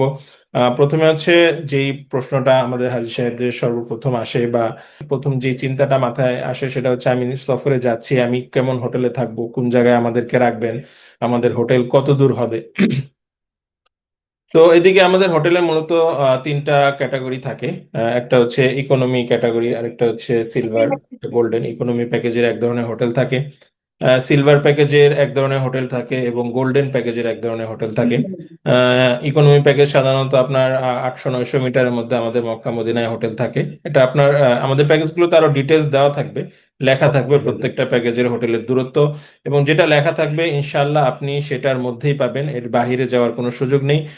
ইতিমধ্যে আপনি যদি আমাদের ফেসবুক পেজটা ফলো করেন, আমাদের পূর্বের সফরগুলো যেভাবে গিয়েছে, আমাদের প্রত্যেকটা হোটেলের ডিটেলস আপনি পাবেন। 23-এর হজ, 24-এর হজ, 25-এর হজ, প্রত্যেকটা হোটেলের নাম, কোন জায়গায় অবস্থিত, প্রত্যেকটা ডিটেলস আমাদের ফেসবুকে শেয়ার আছে। আপনি নিচে যান, তাহলে পাবেন, অথবা যদি আপনি খুঁজে না পান আমাকে মেসেজ দিতে পারেন, আমি আপনাদেরকে শেয়ার করে দেবো। আমরা আসলে স্বচ্ছতা রাখতে চাই, আমরা যেটা বলি সেটা আমরা মানার চেষ্টা করি, সবাই বলবে, এটা কেউ অস্বীকার করবে না, কিন্তু আসলে এটা তারা দিচ্ছে কিনা এটা আসলে বর্তমান যুগ, সবাই যাচাই করে নেওয়ার সুযোগ আছে। আপনি আপনার সামনে আমাদের 23-এর সার্ভিস আপনি একটু স্ক্রল করে 2 বছর আগের সার্ভিস আপনি চাইলেই দেখতে পারেন, ঠিক আছে না? তো এটা তো আপনার জন্য কোনো কঠিন বিষয় না। এই জন্য আমাদের প্রথম কথা হচ্ছে যে হোটেলের দূরত্ব যেটা থাকে, বলছিলাম হোটেলটা কিরকম হবে। হোটেল আমাদের সাধারণত 3 ধরনের হয়ে থাকে। একটা হচ্ছে ইকোনমি প্যাকেজের হোটেল, সেটা 800 থেকে 900 মিটারের মধ্যে হয়ে থাকে। আরেকটা হচ্ছে আপনার সিলভার প্যাকেজের হোটেল, সেটা 400 থেকে 500 মিটার, মদিনায় আরো কাছে থাকে, সাধারণত 200-250 মিটারের মধ্যেই হোটেলটা থাকে। আমাদের এই বছর 150 মিটারের মধ্যে ছিল, গত বছর এটা মদিনার হোটেলটা 0 মিটারের মধ্যে ছিল, তার আগের বছরও 150 মিটারের মধ্যেই ছিল। তো এরকম আর কি হোটেল। সিলভার প্যাকেজের যে হোটেল, সিলভার প্যাকেজটাই আমাদের হচ্ছে মোস্ট ডিমান্ডেবল প্যাকেজ। এখানেই আমাদের অধিকাংশ হাজী সাহেবরা এই প্যাকেজেই থাকেন। এটাতে আমরা সবচেয়ে ভালো, মানে সবচেয়ে বেটার একটা সার্ভিস কিভাবে দেওয়া যায় এটা নিয়ে আমরা সবসময় কাজ করি। প্রত্যেকটা প্যাকেজে গুরুত্ব দেওয়া হয়, তারপরে এই প্যাকেজটায় বিশেষভাবে গুরুত্ব দেওয়া হয়। এদিকে মক্কায় আমরা 400 থেকে 500 মিটারের মধ্যে হোটেল রাখি, এর ভিতরেই থাকবে, 50 মিটার হলেও এর ভিতরেই থাকবে ইনশাল্লাহ। আর মদিনায় 200 মিটার আমরা লিখে রাখি, এর ভিতরে ইনশাল্লাহ 200 থেকে 250 মিটারের মধ্যে হোটেল আপনি পেয়ে যাবেন। আর হচ্ছে গোল্ডেন প্যাকেজ, গোল্ডেন প্যাকেজ সেটা 0 মিটারের মধ্যে হোটেল থাকবে, সেটা আমাদের প্যাকেজের মধ্যে উল্লেখ থাকবে। আর প্লাটিনাম প্যাকেজ সেটাও 0 মিটার, এটার ক্যাটাগরি একটু কম বেশি হবে, আপনারা প্যাকেজ ডিটেলস এর মধ্যে এগুলা পাবেন ইনশাল্লাহ। তো হোটেলের দূরত্ব এবং মান নিয়ে এটা হচ্ছে সংক্ষিপ্ত আলোচনা। হোটেল, আপনি যদি আমাদের প্যাকেজগুলো দেখেন, হোটেলের অবস্থানের নিচে আরেকটা আমাদের অপশন থাকে, সেটা হচ্ছে শিফটিং। শিফটিং একটা অপশন থাকে, যে শিফটিং প্যাকেজ। শিফটিং প্যাকেজে একটা লেখা থাকে, সেটা হচ্ছে হজের আগে 3 দিন এবং হজের পরে 2 দিন আমাদেরকে জামারার কাছাকাছি একটা হোটেলে অবস্থান করতে হয়। আপনারা একটু মনোযোগ দিয়ে দেখার চেষ্টা করবেন, আমি একটু স্ক্রিনটা শেয়ার করছি। আসলে শিফটিং প্যাকেজে মূল বিষয়টা কি এবং সেখানে আমাদেরকে হজের সময় আমরা কেন থাকি, সেই বিষয়টা একটু উল্লেখ করার চেষ্টা করব। স্ক্রিনটা কি শেয়ার হয়েছে? দেখা যাচ্ছে, দেখা যাচ্ছে। দেখা যাচ্ছে। আচ্ছা, এই যে শিফটিং প্যাকেজ বলতে কি বোঝায়, এদিকে আমরা সংক্ষেপে লিখে রেখেছি। শিফটিং প্যাকেজ বলতে কি বোঝায় এবং শিফটিং প্যাকেজের ভালো মন্দ নিয়ে আমরা আলোচনা করব ইনশাল্লাহ। তো শিফটিং প্যাকেজ বলতে কি বোঝায়, আমাদের প্যাকেজগুলোতে এরকম 2 লাইনের একটা সংজ্ঞা দেওয়া আছে। হজের 5 দিন বাদে, হজের পূর্বে 3 দিন এবং হজের পরে 2 দিন জামারার নিকটে এসি ও লিফট সহ সাধারণ মানের বাড়িতে অবস্থান করতে হবে। যেহেতু শুধুমাত্র এটা হজের দিনগুলোর জন্য একটা হোটেল, এই জন্য সাধারণ মানেরই এই হোটেলটা আমাদের থাকে। খুব হাই লেভেলের হোটেল আমরা এই জায়গায় নেই না। একটা স্ট্যান্ডার্ড বজায় রেখে নেওয়া হয়। লিফট থাকবে, আপনার এসি অ্যাটাচ বাথরুম থাকবে, এসি থাকবে এবং ডাইনিং এ খাবারের ব্যবস্থা থাকবে। তো স্ট্যান্ডার্ড মেনটেন করে এই হোটেলটা নেওয়া হয়। এটা শুধুমাত্র হজের দিনগুলোর জন্য নেওয়া হয়। তো এই হোটেলটা কেন নেওয়া হয় এটা বোঝার জন্য আপনার আরেকটু বুঝতে হবে। এই যেদিকে আমাদের লেখা আছে হজ মূলত কি জিনিস, এটা একটু সংক্ষেপে, হজের সংজ্ঞা বা হজের মাসলা মাসাইল আমরা ডিটেলস এই মিটিং এ আলোচনা করব না ইনশাল্লাহ। আপনারা পরবর্তীতে আমাদের যখন হজের সময় কাছে আসবে, যারা আমাদের সাথে যাচ্ছেন, এগুলো নিয়ে প্র্যাকটিক্যাল প্রোগ্রাম হবে এবং জুম মিটিং হতে থাকবে বারবার। সেই ডিটেলস মাসালা যাচ্ছে না, আমরা শুধু হজটা সংক্ষেপে বোঝার চেষ্টা করছি। আসলে হজ আমলটা কি, এদিকে যেমন লেখা আছে, সংক্ষেপে অনেকে বোঝার জন্য এইভাবে আমরা মনে রাখি, 5 দিনে 5 স্থানে 9 কাজ করাকে হজ বলে। এই যে 5 দিন, 5 দিন আমাদের আমল থাকবে। আমাদের যে সমস্ত আমল আছে, হজের যত আমল আছে, এই সমস্ত আমল হচ্ছে 5 দিনে হবে। আর এটা কয় জায়গায় হবে? 5টা জায়গায় আমাদের হজের সমস্ত আমল করতে হবে। আর হচ্ছে 9 কাজ, এই 5 দিন আমাদের 9 কাজ করতে হবে, ঠিক আছে? তাহলে 5 দিনে 5 স্থানে 9 কাজ করাকে মূলত হজ বলে। তো এই 5 দিন কি, 5 দিন আমরা জেনে রাখি। 5 দিন হচ্ছে জিলহজ মাসের 8 তারিখ, 9 তারিখ, 10 তারিখ, 11 তারিখ এবং 12 তারিখ। যে 5 দিন মূলত হজের দিন বলা হয়, এটা হচ্ছে জিলহজ মাসের 8, 9, 10, 11 এবং 12, ঠিক আছে? তো এটা আমরা জানলাম। আর হচ্ছে 5 স্থান, এদিকে আপনারা স্ক্রিনে দেখতে পাচ্ছেন। জি, এটা এদিকে আপনারা স্ক্রিনে দেখতে পাচ্ছেন 5 স্থান। 5 স্থান কি জিনিস? এদিকে হচ্ছে মিনার ময়দান, আমাদের একটা হজের স্থান। প্রথম দিন আমরা মিনার ময়দানে যাই। দ্বিতীয় স্থান হচ্ছে আরাফার ময়দান, আমরা দ্বিতীয় দিন আরাফার ময়দানে যাই। আরাফা থেকে আমরা মুজদালিফায় যাই, মুজদালিফার ময়দান। তারপরে মুজদালিফা থেকে জামারা, এটা হচ্ছে একটা গুরুত্বপূর্ণ পয়েন্ট। তো এই জামারায় যখন আমরা জামারায় হচ্ছে হজের 5 দিনের মূল সময়টা, 3 দিনই আমাদের মূল কাজ হচ্ছে জামারায়। ক্ষেত্র বিশেষ 4 দিনও আমাদের জামারায় যেতে হয়। তো হজের যে মূল আমল আছে, এই 5 দিনের আমলের মধ্যে 3 থেকে 4 দিনের আমলই হচ্ছে এই জামারার কাছে, ঠিক আছে? আরেকটা আমল থাকে হচ্ছে বাইতুল্লাহ আমাদের তওয়াফ করতে হয়। তো হজের যে আমলগুলো আমরা দেখতেছি, সেটা আমরা লক্ষ্য করলাম এই 5টা স্থান, এই 5টা স্থানের প্রত্যেকটাই কিন্তু বাইতুল্লাহ থেকে দূরে। মিনাও আপনার 8-9 কিলোমিটার দূরে, আরাফাও দূরে, মুজদালেফাও দূরে, এবং এই জামারা যেটা হজের সবচেয়ে কঠিন আমল এবং সবচেয়ে দীর্ঘ সময়ের আমল, সেটা হচ্ছে জামারা। তো এই জামারায় আমাদেরকে সবচেয়ে দীর্ঘ সময় থাকতে হয়। এই জামারার স্থানটাও হচ্ছে আপনার বাইতুল্লাহ থেকে প্রায় 10-11 কিলোমিটার দূরে। তো এই যে 3 দিন পর্যন্ত আমাদের হজের বারবার আমলের জন্য আমাদেরকে জামারায় যেতে হয়, পাথর মারতে হয়, এবং এটা হচ্ছে হজের একটা ওয়াজিব আমল। হজের বিভিন্ন আমল আছে আপনার, সুন্নত আমল, মুস্তাহাব আমল, তার মধ্যে থেকে এই জামারায় যে পাথর মারাটা হচ্ছে হজের একটা ওয়াজিব আমল।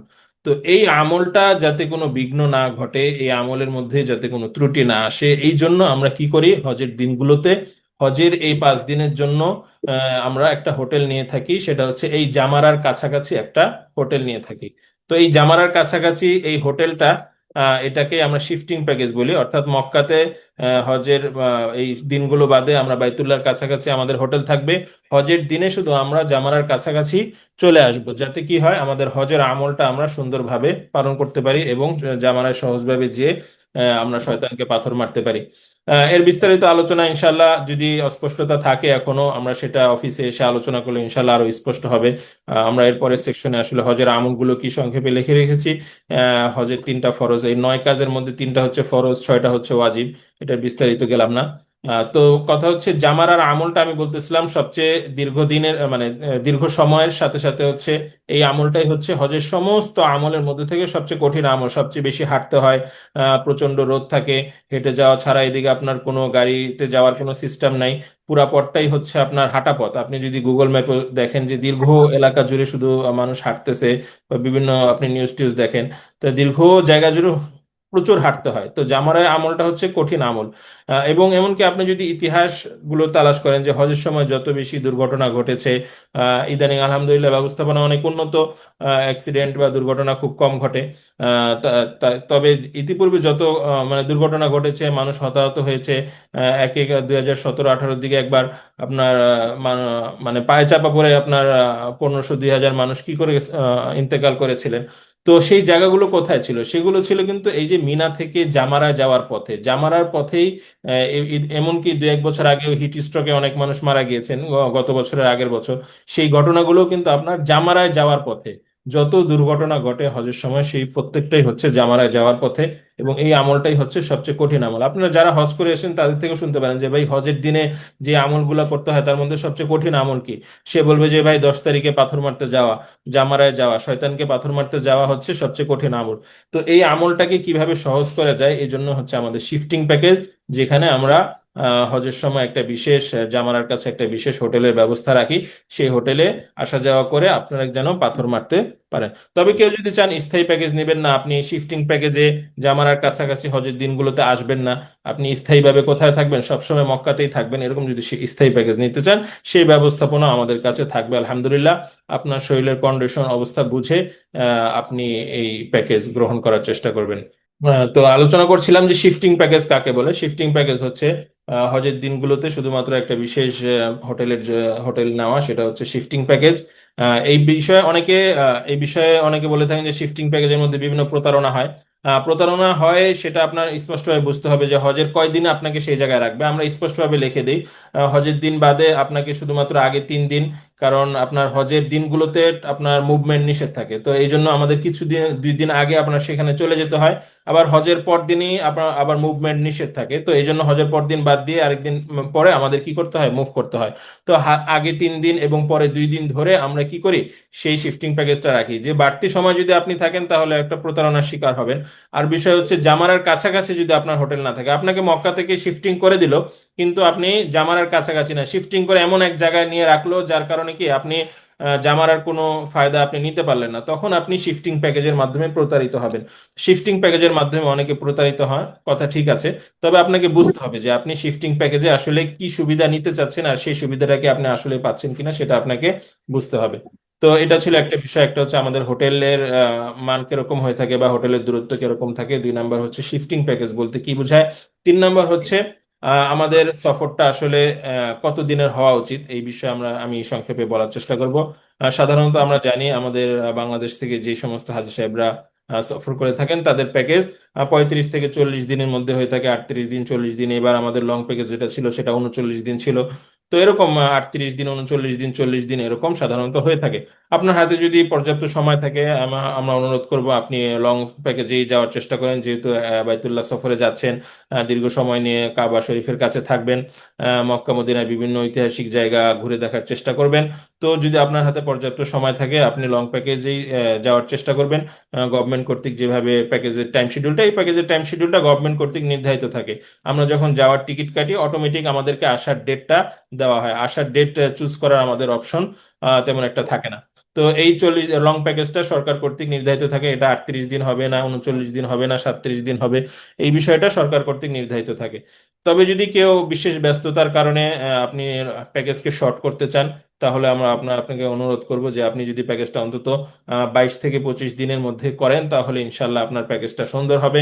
আপনি মক্কায়ও কিছু সময় থাকতে পারবেন, হজটা স্বাচ্ছন্দ্যে আদায় করতে পারবেন। মক্কায় কিছু সময় অবস্থান করে আবার মদিনায় ঘুরে সবকিছু ঠিকঠাক মতো সম্পূর্ণ করে, ইবাদত সম্পূর্ণ করে আপনি এখান থেকে ফিরে আসতে পারবেন।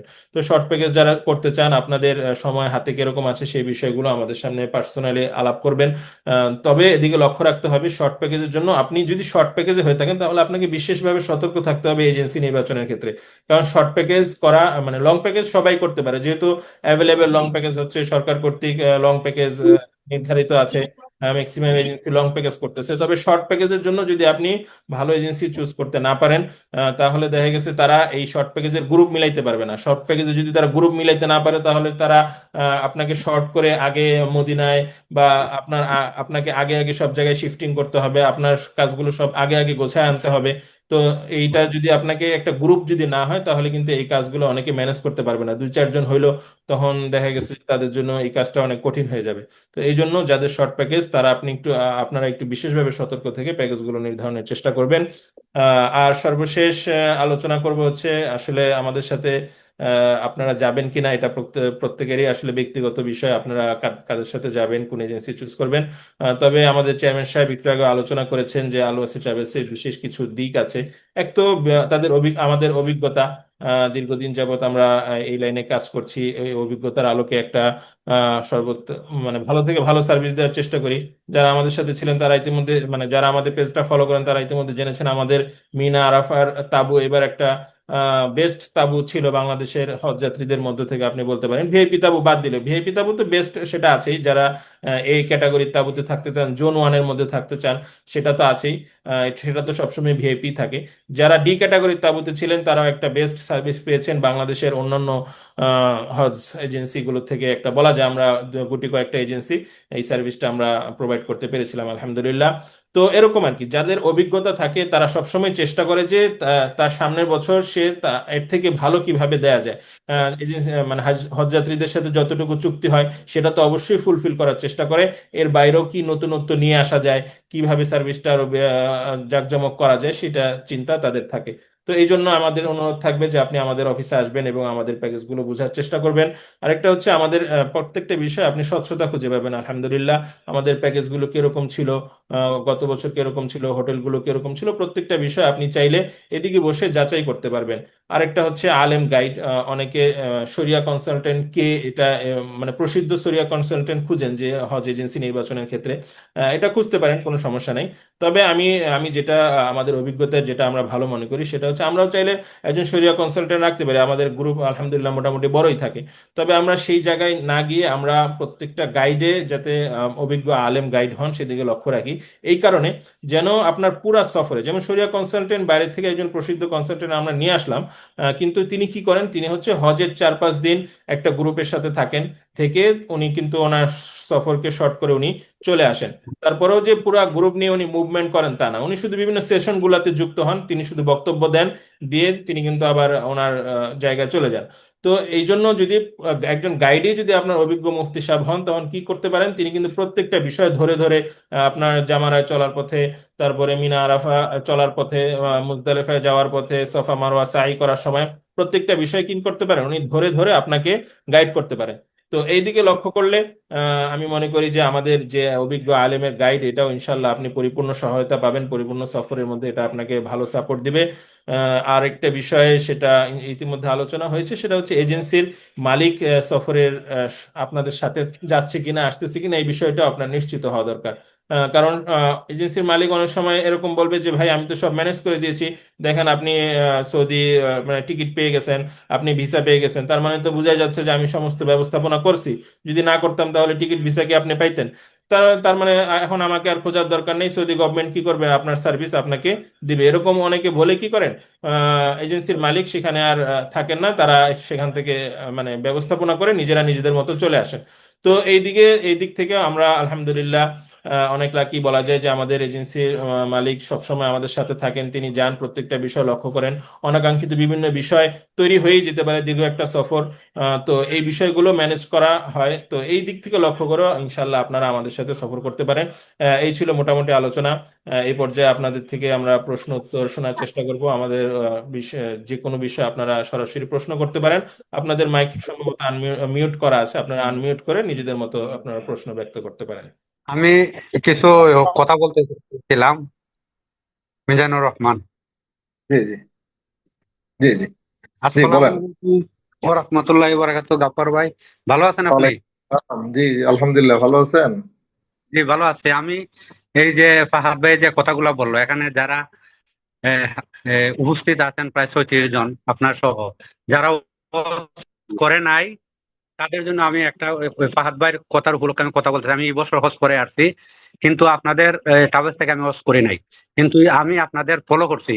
আপনাদের এটা ট্রাভেলস, তারপর শেপার্ড, তারপর আসুনা ট্রাভেলস থেকে আমি হজ করছি। তো ওই যে ফাহাদ ভাই যে বলছে শিফটিং, জি জি আপনাদের যে শিফটিং, মিজান ভাই আপনার প্রশ্নটা আরেকবার একটু করেন, আমরা বুঝতে পারিনি। আসসালামু আলাইকুম। আসসালাম জি মিজান সাহেব, আপনার এটা আমরা বুঝতে পারি নাই কেউই, একটু আরেকটা যদি রিপিট করতেন। এটা আমি বলতেছি, যারা হজে যান নাই এবং আমি আমার এলাকাতে এসে সবাইকে আমি এই কথাটাই বলতেছি, হজে যাইতে গেলে বুঝে শুনে ট্রাভেল নিতে হবে। তার মধ্যে ওয়াসি ট্রাভেল, যেটা আমি উনাদের মাধ্যমে হজ করি নাই, কিন্তু আমি হজে যাওয়ার পর উনাদের প্রতিটা পদক্ষেপ আমি ফলো করছি। যেমন মক্কাতে কোথায় ছিলেন, মদিনাতে কোথায় ছিলেন, তারপর বিশেষ করে আপনার যে শিফটিংটা করছেন, এটা খুব একটা চমৎকার জায়গায় ছিল। কিন্তু ফাহাদ ভাই যে পয়েন্ট টু পয়েন্ট বলছে, এটা সবার জানা উচিত। আমি এটা মনে করেন আপনাদের 2026 সালে প্রতিটা সেশনে আমি উপস্থিত ছিলাম। আমি আপনাদের না গেলেও আপনাদেরকে শোনার জন্য। ফাহাদ ভাই যে প্রতিটা পয়েন্ট যে বলছে, আপনার ওই যে আজি শীর্ষে যে আপনার যে ছিলেন ওই যে সামারার পাশে, এটা এটা হজের জন্য কত বড় একটা সহজ এবং একটা আরামদায়ক, কিন্তু স্কলার থাকলে তো হবে না। জি এখানে আপনাকে গাইড করার মতো লোক আছে কিনা এটা দেখতে হবে। এবং ওই যে বলছে যে জি আসসালামু আলাইকুম, আমার একটা প্রশ্ন ছিল। জি জি সংক্ষেপে প্রশ্ন করবো। আমি মিজান সাহেবকে চিনতেও পারলাম না, ঠিক জানি না মানে আমাদের জি, যাই হোক, মিজান ভাই আপনাদের মানে সার্ভিসটার অনেক প্রশংসা করতেছিল আর কি, মানে সবাইকে আমাদের জানাতে ভাইকে চাচ্ছিল চিনতে যে পারি নাই। মিজান ভাই তো আছেন লাইনে। জি জি পরবর্তীতে কথা হবে। জি কথা হবে। আসসালামু আলাইকুম, আমার একটা কোশ্চেন ছিল ভাইয়া। জি জি প্রশ্ন।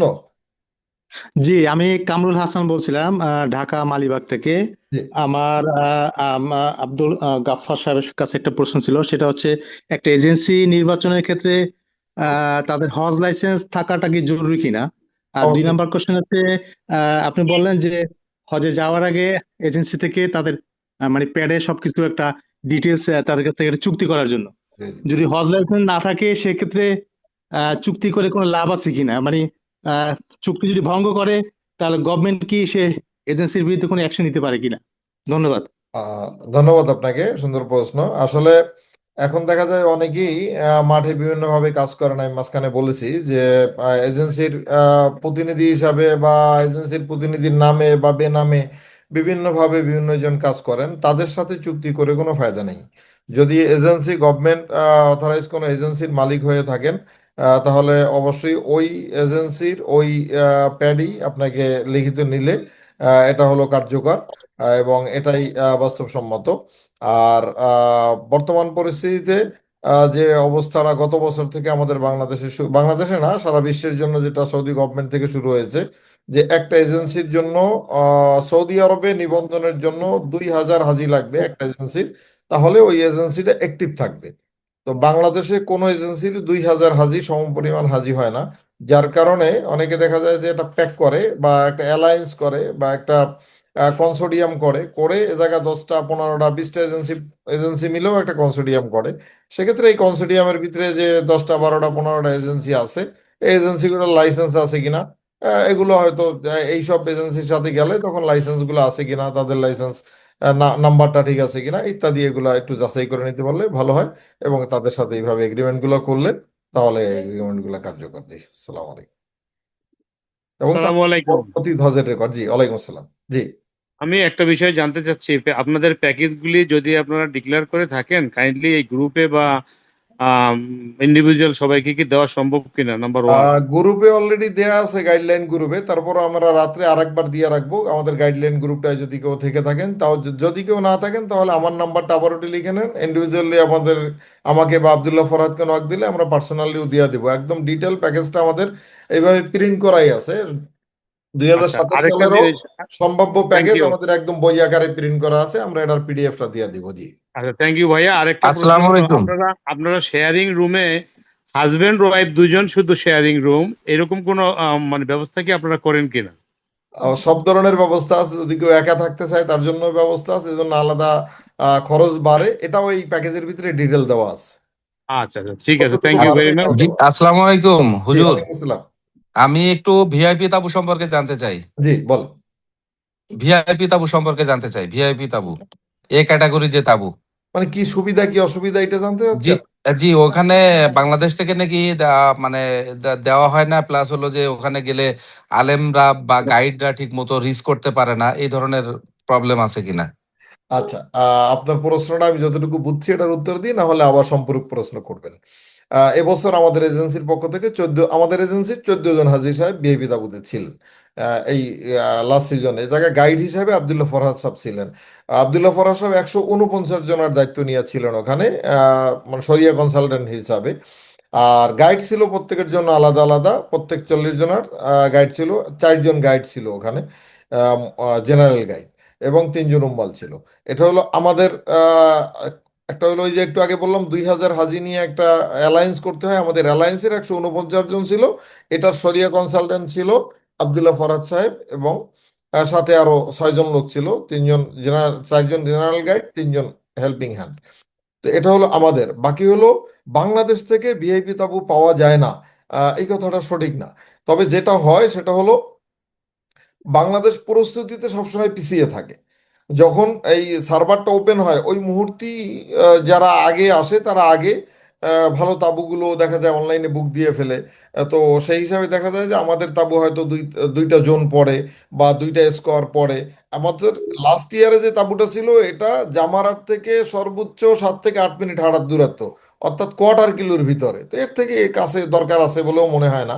কিন্তু এর থেকে কাছে না, কিন্তু এর থেকে পিছনে ভিআইপি, মানে সার্ভিসের থেকে ভিআইপি হাজি হাজি থাকে। সার্ভিস অনেক ভালো থাকে, এরকম তাবু থাকে। তো এই তাবুগুলো সাধারণত বেশিরভাগই দেখা যায় পাকিস্তানিরা বা ইউকের গ্রুপগুলো দখল করে ফেলে একদম প্রথম দিনই। ওদের প্রস্তুতিটা অনেক আগে থাকে, আমাদের প্রস্তুতিতে কোনো ঘাটতি আছে। যেমন সেপ্টেম্বরের ভিতরে আমাদের সকল কাজ শেষ করে তাবু গ্রহণ করা ইত্যাদি, এটা আসা বাংলাদেশ আসলে মনে করে যে সময় আরো বাড়বে আরো বাড়বে। তো সময় বাড়ে, কিন্তু সময় তো চলমান থাকে, কাজ তো চলমান থাকে। সেই হিসেবে আমরা অনেক ক্ষেত্রে পিছিয়ে যাই, দেখে আমাদের জোন অনেক সময় একটু এলোমেলো হয়, কিন্তু ভিআইপি জোনের ভিতরেই জায়গাটা থাকে শেষ পর্যন্ত। এবং সার্ভিসের ক্ষেত্রে 19-20 ঘাটতি হয়। আপনি যেটা বলছেন এটা যথার্থতাও আছে। জি, ধন্যবাদ আপনাকে। একদম বুঝতে পারছি। তবে আপনাদের সাথে ওই যে আব্দুল্লাহ ফরহাদ ভাই যিনি আছেন, ওনার হোয়াটসঅ্যাপ নাম্বারটা আমাদেরকে দিলে আমরা একটু কথা বলতে পারতাম পরে একটু পার্সোনালি। আচ্ছা, যিনি ছিলেন ভিআইপি তাবু। দুটা নাম্বারই লেখেন, আমি আমারটা বলি, আব্দুল্লাহ ফরাদ এখনই তারটা বলবে। আমারটাও যারা নোট করতে চান নোট করেন, 017 একটু 111 জি জি হুজুর, একটা একটা মিনিট। 01711 তিনটা 1 তিনটা 1 জি 27 27 103 103 আব্দুল গাফফার। জি। নাম্বারটা বললো একটু। জি, আব্দুল্লাহ ফরাদের নাম্বারটা বলতেছে, একটু নোট রাখেন। জি, 0171999 সরি, একটা মিনিট।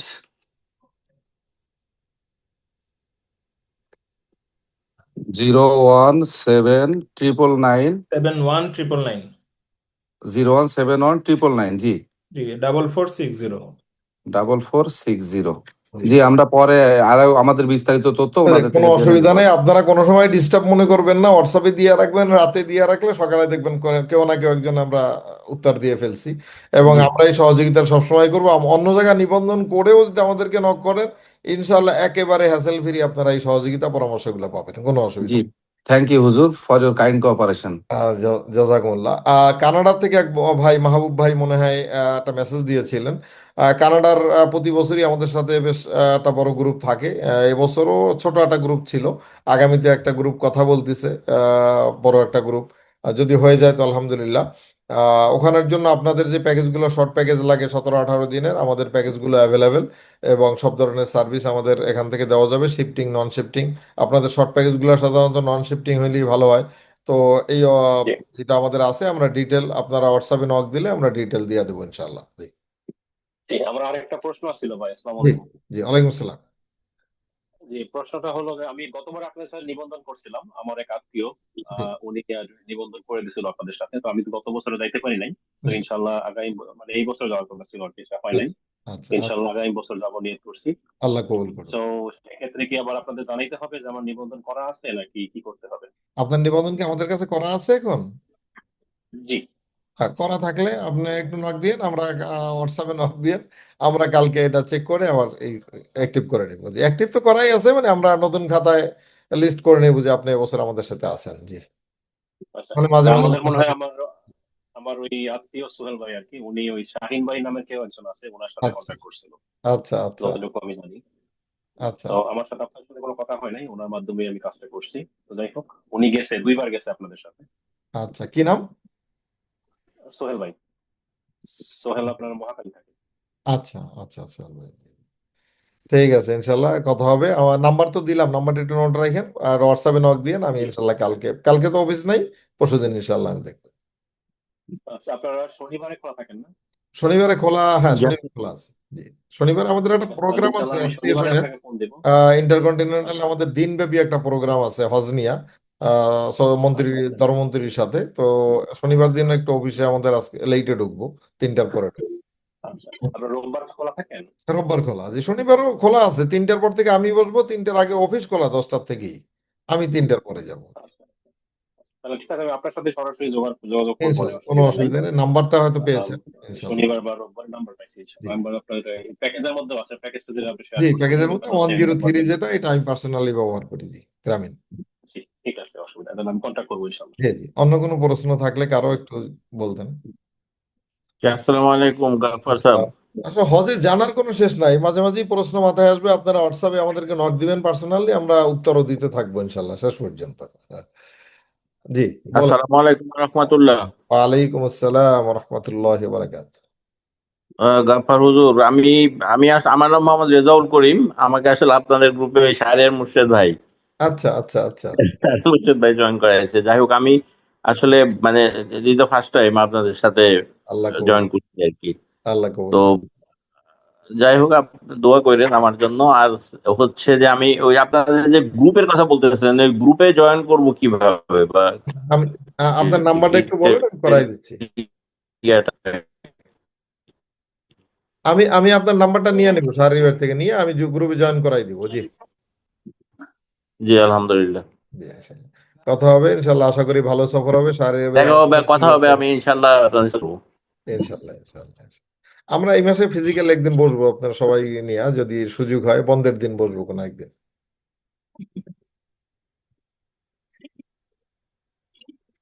জি, আর কারো কোনো প্রশ্ন থাকলে আসসালামু আলাইকুম, বলবেন। আমি হ্যাঁ জি আল মাহমুদ।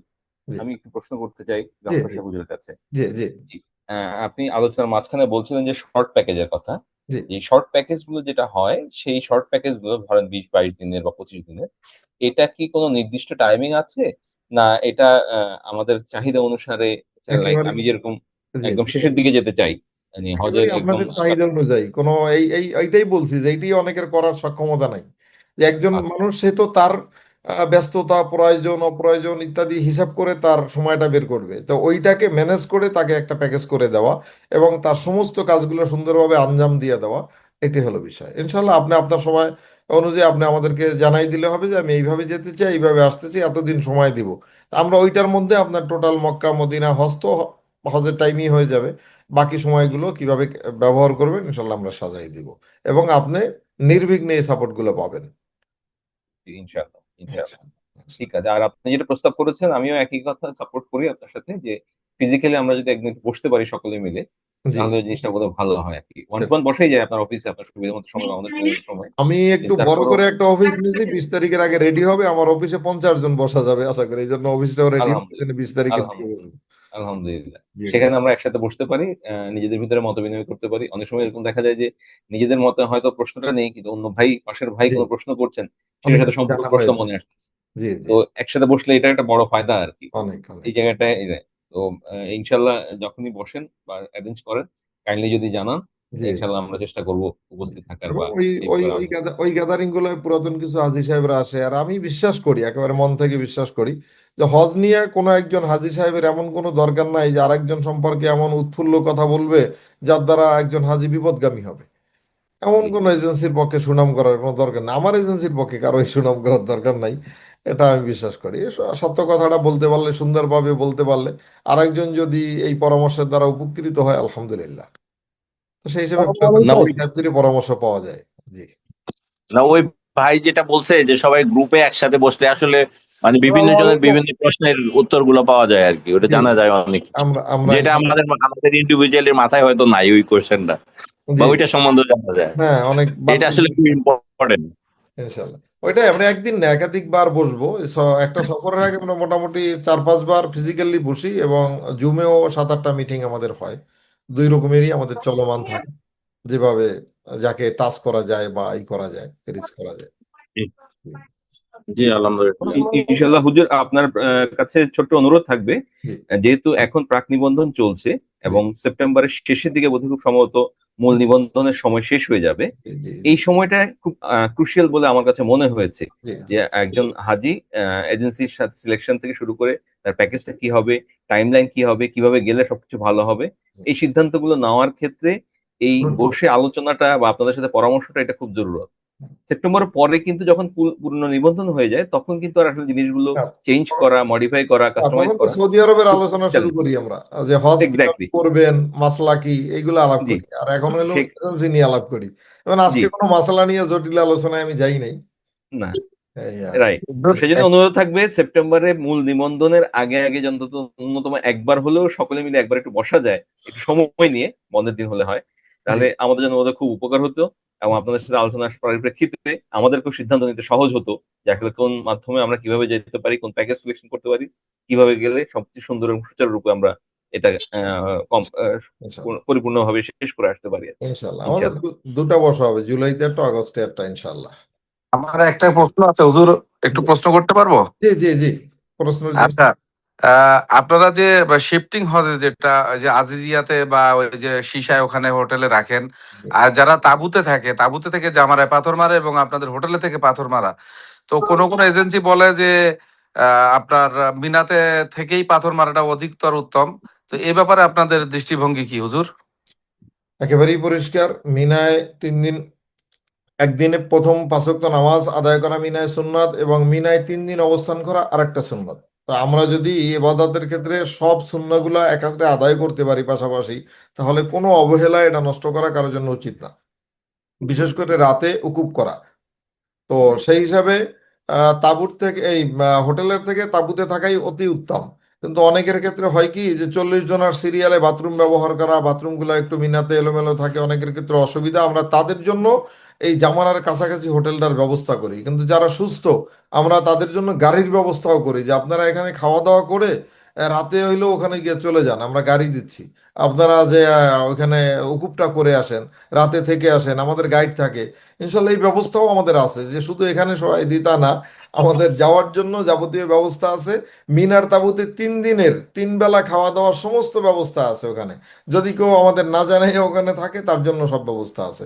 অতএব মিনার সব ব্যবস্থা ঠিক রেখে আমরা বিকল্প আরেকটা ব্যবস্থা জামারার কাছে করি, এবং যারা এখানে আসে হোটেলে তাদেরকেও বলি একটু রেস্ট নিয়ে শরীর ভালো লাগলে আপনারা এসার পর গাড়ি আসবে, আপনারা চলে যান, আপনারা তাঁবুতে উকুপ করেন। সালামু আলাইকুম। একটা প্রশ্ন ছিল জি হুজুর। জি জি যদিও প্রশ্নটা এই হচ্ছে গাড়ির যে ব্যবস্থাটা খুব আপনি আগে ছিল না, এবার থেকে আমরা শুরু করছি মিনায় যাওয়ার গাড়ির ব্যবস্থাটা, এটা চলমান থাকবে ইনশাল্লাহ। জি শুনতে পাচ্ছেন? জি শুনতে পাচ্ছি। এই যে শর্ট টাইম প্যাকেজের কথা যেটা বললেন, জি হ্যাঁ, সেটা শর্ট টাইম আসলে এটা কতদিনের জন্য, মানে হজ এবং মদিনা সহ এটা কতদিনের জন্য হইতে পারে? আপনি যদি এটা একদম মানে কমফোর্টলি করতে চান তাহলে 20 দিন হলে সর্বোত্তম, মিনিমাম 20 থেকে 22 দিন হলে সর্বোত্তম হয়। আর যদি মনে হয় না সময় নেই, তাহলে 16 দিনেও শেষ করা সম্ভব, এই হলো বিষয়। এটা কি আপনার কস্টিং কি মিনিমাইজ হবে নাকি একই ওই আপনার যে লং 35 বা 40 দিনের যে প্যাকেজ একই কস্টিং হবে? এইটা প্যাকেজের উপরে ডিপেন্ড করবে। যদি নর্মাল প্যাকেজ সিলভার পর্যন্ত, ইকোনমি বা সিলভার প্যাকেজ হয় তাহলে কস্ট আরো বাড়বে। আর যদি গোল্ডেন প্যাকেজ হয় তাহলে কস্ট বাড়বে না, কমবে না, কারণ এক্সট্রা একটা টিকিট লাগে, আপনার রিটার্ন টিকিটটা নিজের লাগবে। সিলভার এবং ইকোনমি প্যাকেজে শর্ট করতে চাইলে এইটা নতুন করে যোগ হবে, এই টিকিটের পয়সাটা হয়তো নিজে কাটবে হাজি সাহেব, না হলে আমরা কেটে দিব, উনি পয়সা দিবে। আর যদি গোল্ডেন প্যাকেজ হয় তাহলে ওখানে ওই প্যাকেজের ভিতরেই আমরা টিকিটটা ব্যবস্থা করে দেবো, এতটুকুই হবে। জি আচ্ছা আচ্ছা, আর হচ্ছে আরেকটা বিষয়, এইবার আপনার ওই যে সিলভার ইকোনমি যেটা, এটা কতদিনের ছিল প্যাকেজটা, কতদিনে আপনারা 38 দিনের ছিল অ্যাভেলেবেল যেটা, বাকি অনেকেই চলে আসছেন, আমার প্রায় 50 জন হাজী সাহেব আগেই চলে আসছেন শর্ট করে। তারা তো ঢাকার বিভিন্ন ব্যবসায়ী ট্যাবসায়ী যারা আছে, চাকরিজীবী আছে বিভিন্ন রকম, তারা 20 দিন কিন্তু 22 যারা দিনের ভিতরে চলে আসছে। আর এমনি কিন্তু নর্মাল যারা থাকে তাদেরকে আপনার 38 যারা দিন। থাকে তাদেরকে সেবার জন্য কোনো কি ঘাটতি বা সমস্যা হয় না? বরঞ্চ আমরা তো শেষ পর্যন্ত থাকি, মানে কেউ চলে, গাইড চলে আসার কোনো সুযোগ নাই, গাইড শেষ দিন পর্যন্ত থাকতে হবে, তার হাজির যে কয়জনই চলে আসুক। মানে হয়তো আপনি আপনি গ্রুপ গ্রুপ হলে হয়তো 10 জনে, এর ভিতরে হয়তো দেখা গেল যে 15 জন চলে আসলো, ওই 10 জন কি কোনো ছাপার ভোগ বা এই ধরনের কোনো ঝামেলা করবে না তো, এটাই? না না না, কোনো ঝামেলা পড়বে না, আচ্ছা। একদম আরামসে তার যাবতীয় ব্যবস্থা করা এটাই এজেন্সির দায়িত্ব। উনি যাতে ঢাকায় নেমে জমজমের পানিটাও সুন্দরভাবে পেয়ে যান এবং পেয়েছেন কিনা এই পর্যন্ত খবর রাখা এটা এজেন্সির দায়িত্ব। তো আছে। সালাম আলাইকুম। ওয়ালাইকুম আসসালাম। আসসালামু আলাইকুম। ওয়ালাইকুম আসসালাম রহমতুল্লাহ। আমার একটা জানার প্রশ্ন ছিল যে আপনাদের যে ইকোনমি প্যাকেজ এবং সিলভার প্যাকেজ, এই দুইটাই কি হোটেলের দূরত্ব আর খাবারের মান ছাড়া আর কোনো কি পার্থক্য আছে? মানে আর দুই নাম্বার, হোটেলের মানে পার্থক্য আছে, তিনোটা হোটেলের মান এবং দূরত্ব, এবং তিনোটা হোটেলের খাবার এবং দূরত্ব, এটাই পার্থক্য। মিনা এই তো আরাফা, মান, খাবার, জি, দূরত্ব। মিনা জি। আরাফা মুজদালিফায় কোনো পার্থক্য নেই। আচ্ছা, আর একটা জিনিস লেখা আছে যে আপনাদের ইয়াতে যে স্পেশাল ভিআইপি বাস, মানে এটা আমি বুঝতে পারিনি যে স্পেশাল ভিআইপি বাস ছাড়া অন্য কোনো বাস আছে তাহলে, নাকি নিজেদের খরচে যাতায়াত করতে হবে? ভালো বলছেন, এটা একটা নতুন মানে প্রশ্নটা আমরাও আনি নেই আলোচনায়, ধন্যবাদ আপনাকে। স্পেশাল ভিআইপি বাস আমাদের প্যাকেজের ভিতরে একটা অন্তর্ভুক্ত আছে, 1050 রিয়াল দিলে আপনি স্পেশাল বাস সার্ভিসটা পাবেন। এই স্পেশাল বাস সার্ভিস আর নর্মাল বাস সার্ভিসের মধ্যে পার্থক্য কি? আপনার ভিসা ফির ভিতরে একটা বাস সার্ভিসের পয়সা কেটে নিয়েছে, আপনার ভিসার সাথে সংশ্লিষ্ট।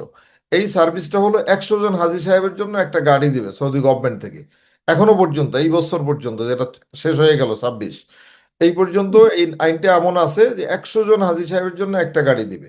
তো মিনা মক্কার হোটেল থেকে আপনি মিনায় 100 জন হাজী কিভাবে যাবেন? উনি প্রথম এক ট্রিপে 50 জন নিয়ে যাবে, গাড়িটা আবার ঘুরে আসবে, এসে আবার 50 জন নেবে। তো এই জ্যাম টাম ঠেলে হয়তো প্রথম গ্রুপটা চলে গেছে রাত্র 9টায়, সেকেন্ড গ্রুপটা হতে পারে রাত্র 12টায় যাবে অথবা সকাল 8টায় যাবে।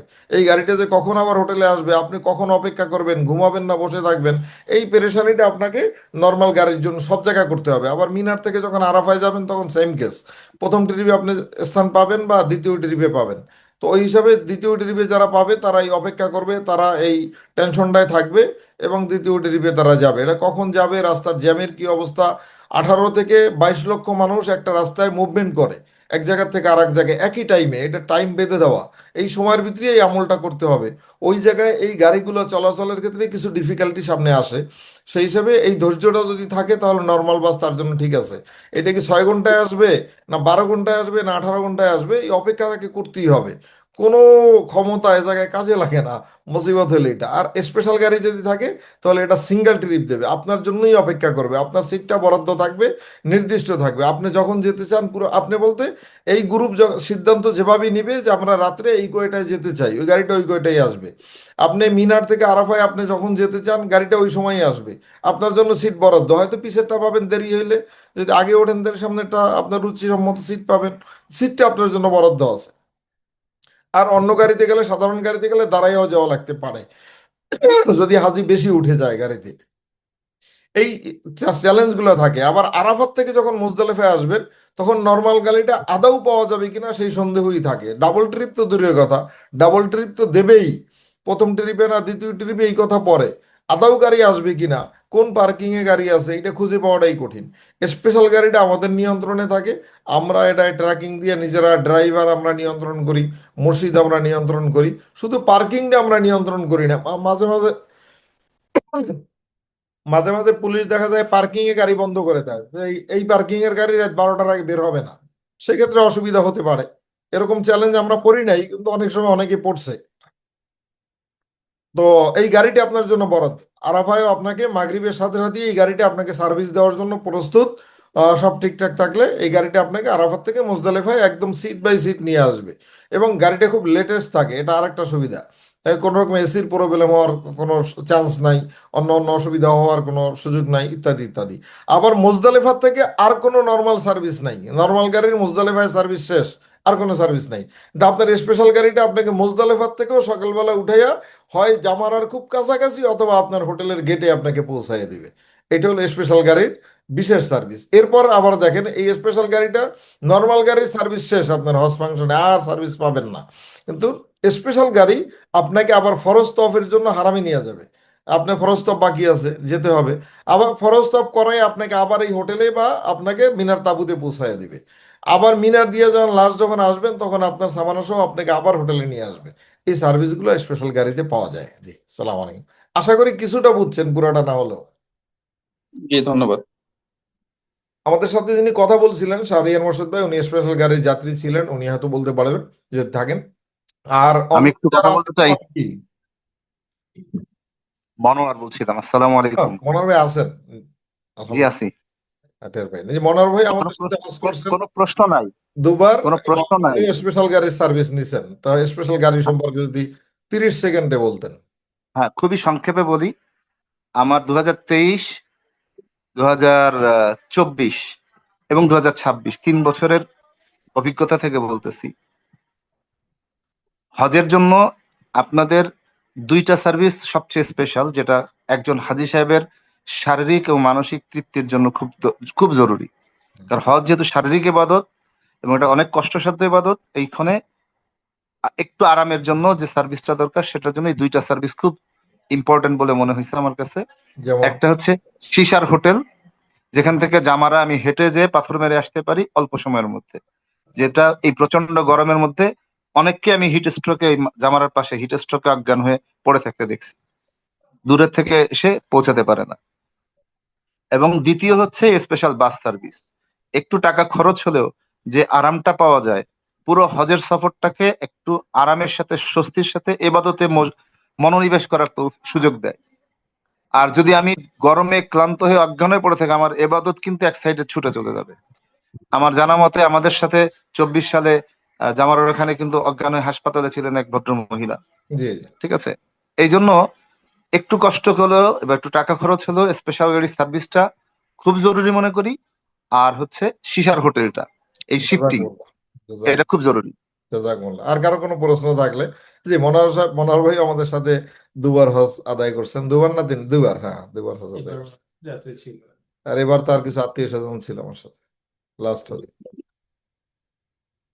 যে আর কোনো প্রশ্ন থাকলে আমরা নিব, আর না হলে আমি সংক্ষিপ্ত আরেকটা 30 সেকেন্ডের আরেকটা আলোচনা করে শেষ করব। সেটা হলো আপনারা খুব চটকদার কিছু বিজ্ঞাপন দেখবেন, যেটা হলো কম দামে অনেকে 5 স্টার ঘোষণা দিয়ে প্যাকেজ দিচ্ছে।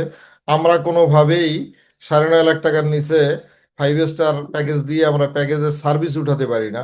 তো অনেকে বিভিন্ন রকম কম দামে চটকদার বিজ্ঞাপন দেয়। আমি একটা নয়াপল্টনের একটা এজেন্সিকে এবছর দেখছি 2-3 বার হাজী সাহেবদের মানে সাথে মারামারির সম্মুখীন হয়েছে, একেবারে হাতাহাতি। তো দুর্ভাগ্য যে উনি ওখানে গিয়ে সার্ভিসটা দিতে পারেন নাই। বিভিন্ন প্রাইভেট রুমগুলোয় উঠাইছেন। এই প্রাইভেট রুমগুলো 5 স্টারে কিছু কেনা রুম থাকে আরবি শেখদের, এই রুমগুলোর ভিতরে 7জন 8জন করে এক একটা রুমে হাজি ঢুকাই দিয়েছেন। ঢুকাই দেওয়ার পরে বলতেছে হ্যাঁ বিল্ডিং তো 5 স্টার, কিন্তু এই রুমগুলো তো আর 5 স্টারের অন্তর্ভুক্ত না, এইগুলো তো প্রাইভেট, এবং এক একটা রুমে 6জন 7জন। তো এরকম ভাবে পরে বলে কম টাকা দিয়ে আসছেন, আপনার কি দিব আমি? তো উনি তো, আপনি তো 5 স্টার বলে নিয়েছেন, ওনাকে তো আর এই গরু ঘরে রাখার জন্য নেন নাই। মানে এইরকম ভাবে হাজী সাহেবরাও খুব কষ্ট পাইছেন, ওই সময় পরিবর্তন করাটাও খুব কঠিন। তো এরকম নানাবিধ চটকদার বিজ্ঞাপন থাকে। একটা সার্ভিস উঠাবার জন্য যা যা দরকার এতটুকু আইডিয়া আমাদের থাকে, ওই সার্ভিসটার জন্য অতটুকু ব্যয়ও আমাদের করতে হবে, না হলে ওই সার্ভিসটা আসলে পোরপার উঠবে না। তখন নানাবিধ অসুবিধার মধ্যে মধ্যপথে না ডানে যাওয়া যায় না বামে যাওয়া যায়, এই অসুবিধাগুলো আমাদের সামনে থাকে। আল্লাহ এর থেকে আমাদেরকে হেফাজত করুক। যে আমরা কি শেষ দিকে যেতে পারি? আর কারো কোনো প্রশ্ন না থাকলে আমরা শেষের দিকে যাব। আশা করি আর কারো কোনো প্রশ্ন নাই।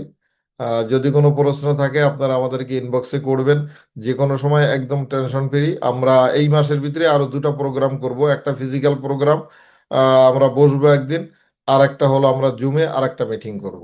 এবং নিবন্ধন শেষ হওয়া পর্যন্ত আমাদের কয়েকটা প্রোগ্রামই এভাবে হবে, কারণ নিবন্ধন হওয়া পর্যন্তই নিবন্ধন বিষয়ক আলোচনাগুলো, এরপর আবার মাসলা মাসাইলের বিষয়গুলো নিবন্ধনের পরে।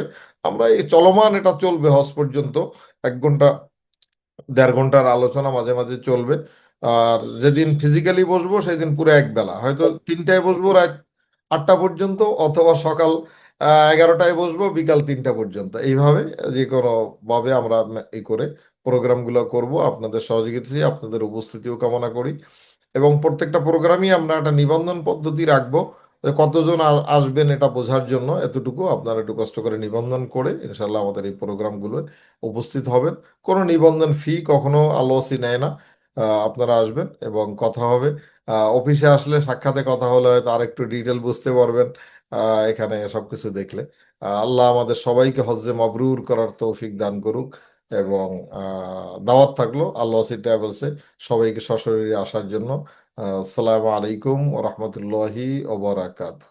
ওয়ালাইকুম আসসালাম ওয়া রাহমাতুল্লাহি ওয়া বারাকাতুহু। ওয়ালাইকুম আসসালাম ওয়া রাহমাতুল্লাহি ওয়া বারাকাতুহু। ওয়ালাইকুম আসসালাম। গাফফার ভাই, ছোট্ট একটা অনুরোধ। জি জি ফিজিক্যাল মিটিং এর সময়টা বন্ধের দিন, বিশেষ করে শুক্রবার বা শনিবার, এবং জি দ্বিতীয় যে ভাগটা আপনি বললেন 3টা থেকে রাত 8টা বা 9টা পর্যন্ত, জি জি এটা হলে বোধহয় আমাদের সকলের জন্য খুব সহজ হবে, সুবিধা হবে। জি সকালের দিকে নানা রকম এঙ্গেজমেন্ট থাকে, ইভেন বন্ধের দিনও দেখা যায় যে কোনো না কোনো এঙ্গেজমেন্ট, বাজার সাথে ঘরের ইস্যু।